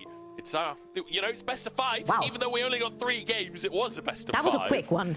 Yeah, very, very fast day here in the LPL as NIP absolutely destroyed RA, which means we only have 1 series remaining in our Knights Rivals matchups. Tomorrow, it's OMG versus TT, another best of 5. This one to see who are the kings of Group Nirvana. And I feel like these 2 teams were number 1 and number 2 in Group Nirvana. Again, RA was only 1 game away from upsetting both of them. They would have sent both of them to a completely different bracket. It's not going to be the case. I feel like OMG and TT probably have the best chances to make it into the playoffs, because so far we doubted Group Ascent. We've seen LGD taking it to all 5 games. We've seen NIP's game number 1. However, both have made it through. And now TT and OMG must be very happy to be fighting still teams from that Group Nirvana, because not a single one has made it through yet, but one of them is bound to tomorrow. I think we've got a real chance of a 5-game series tomorrow. That is going to be a bit of a banger. Make sure that you are there, because it's not one to miss. But we are already done today. 3-0 in the end. I've been Munch. I've been joined by Trouble for this series. It's been a pleasure casting with you, Georgia, as always. But that's us done. So make sure you are here tomorrow for OMG versus TT as we decide our final playoffs team. We'll see you there tomorrow in chat. But until then, we'll see you in Champ Select.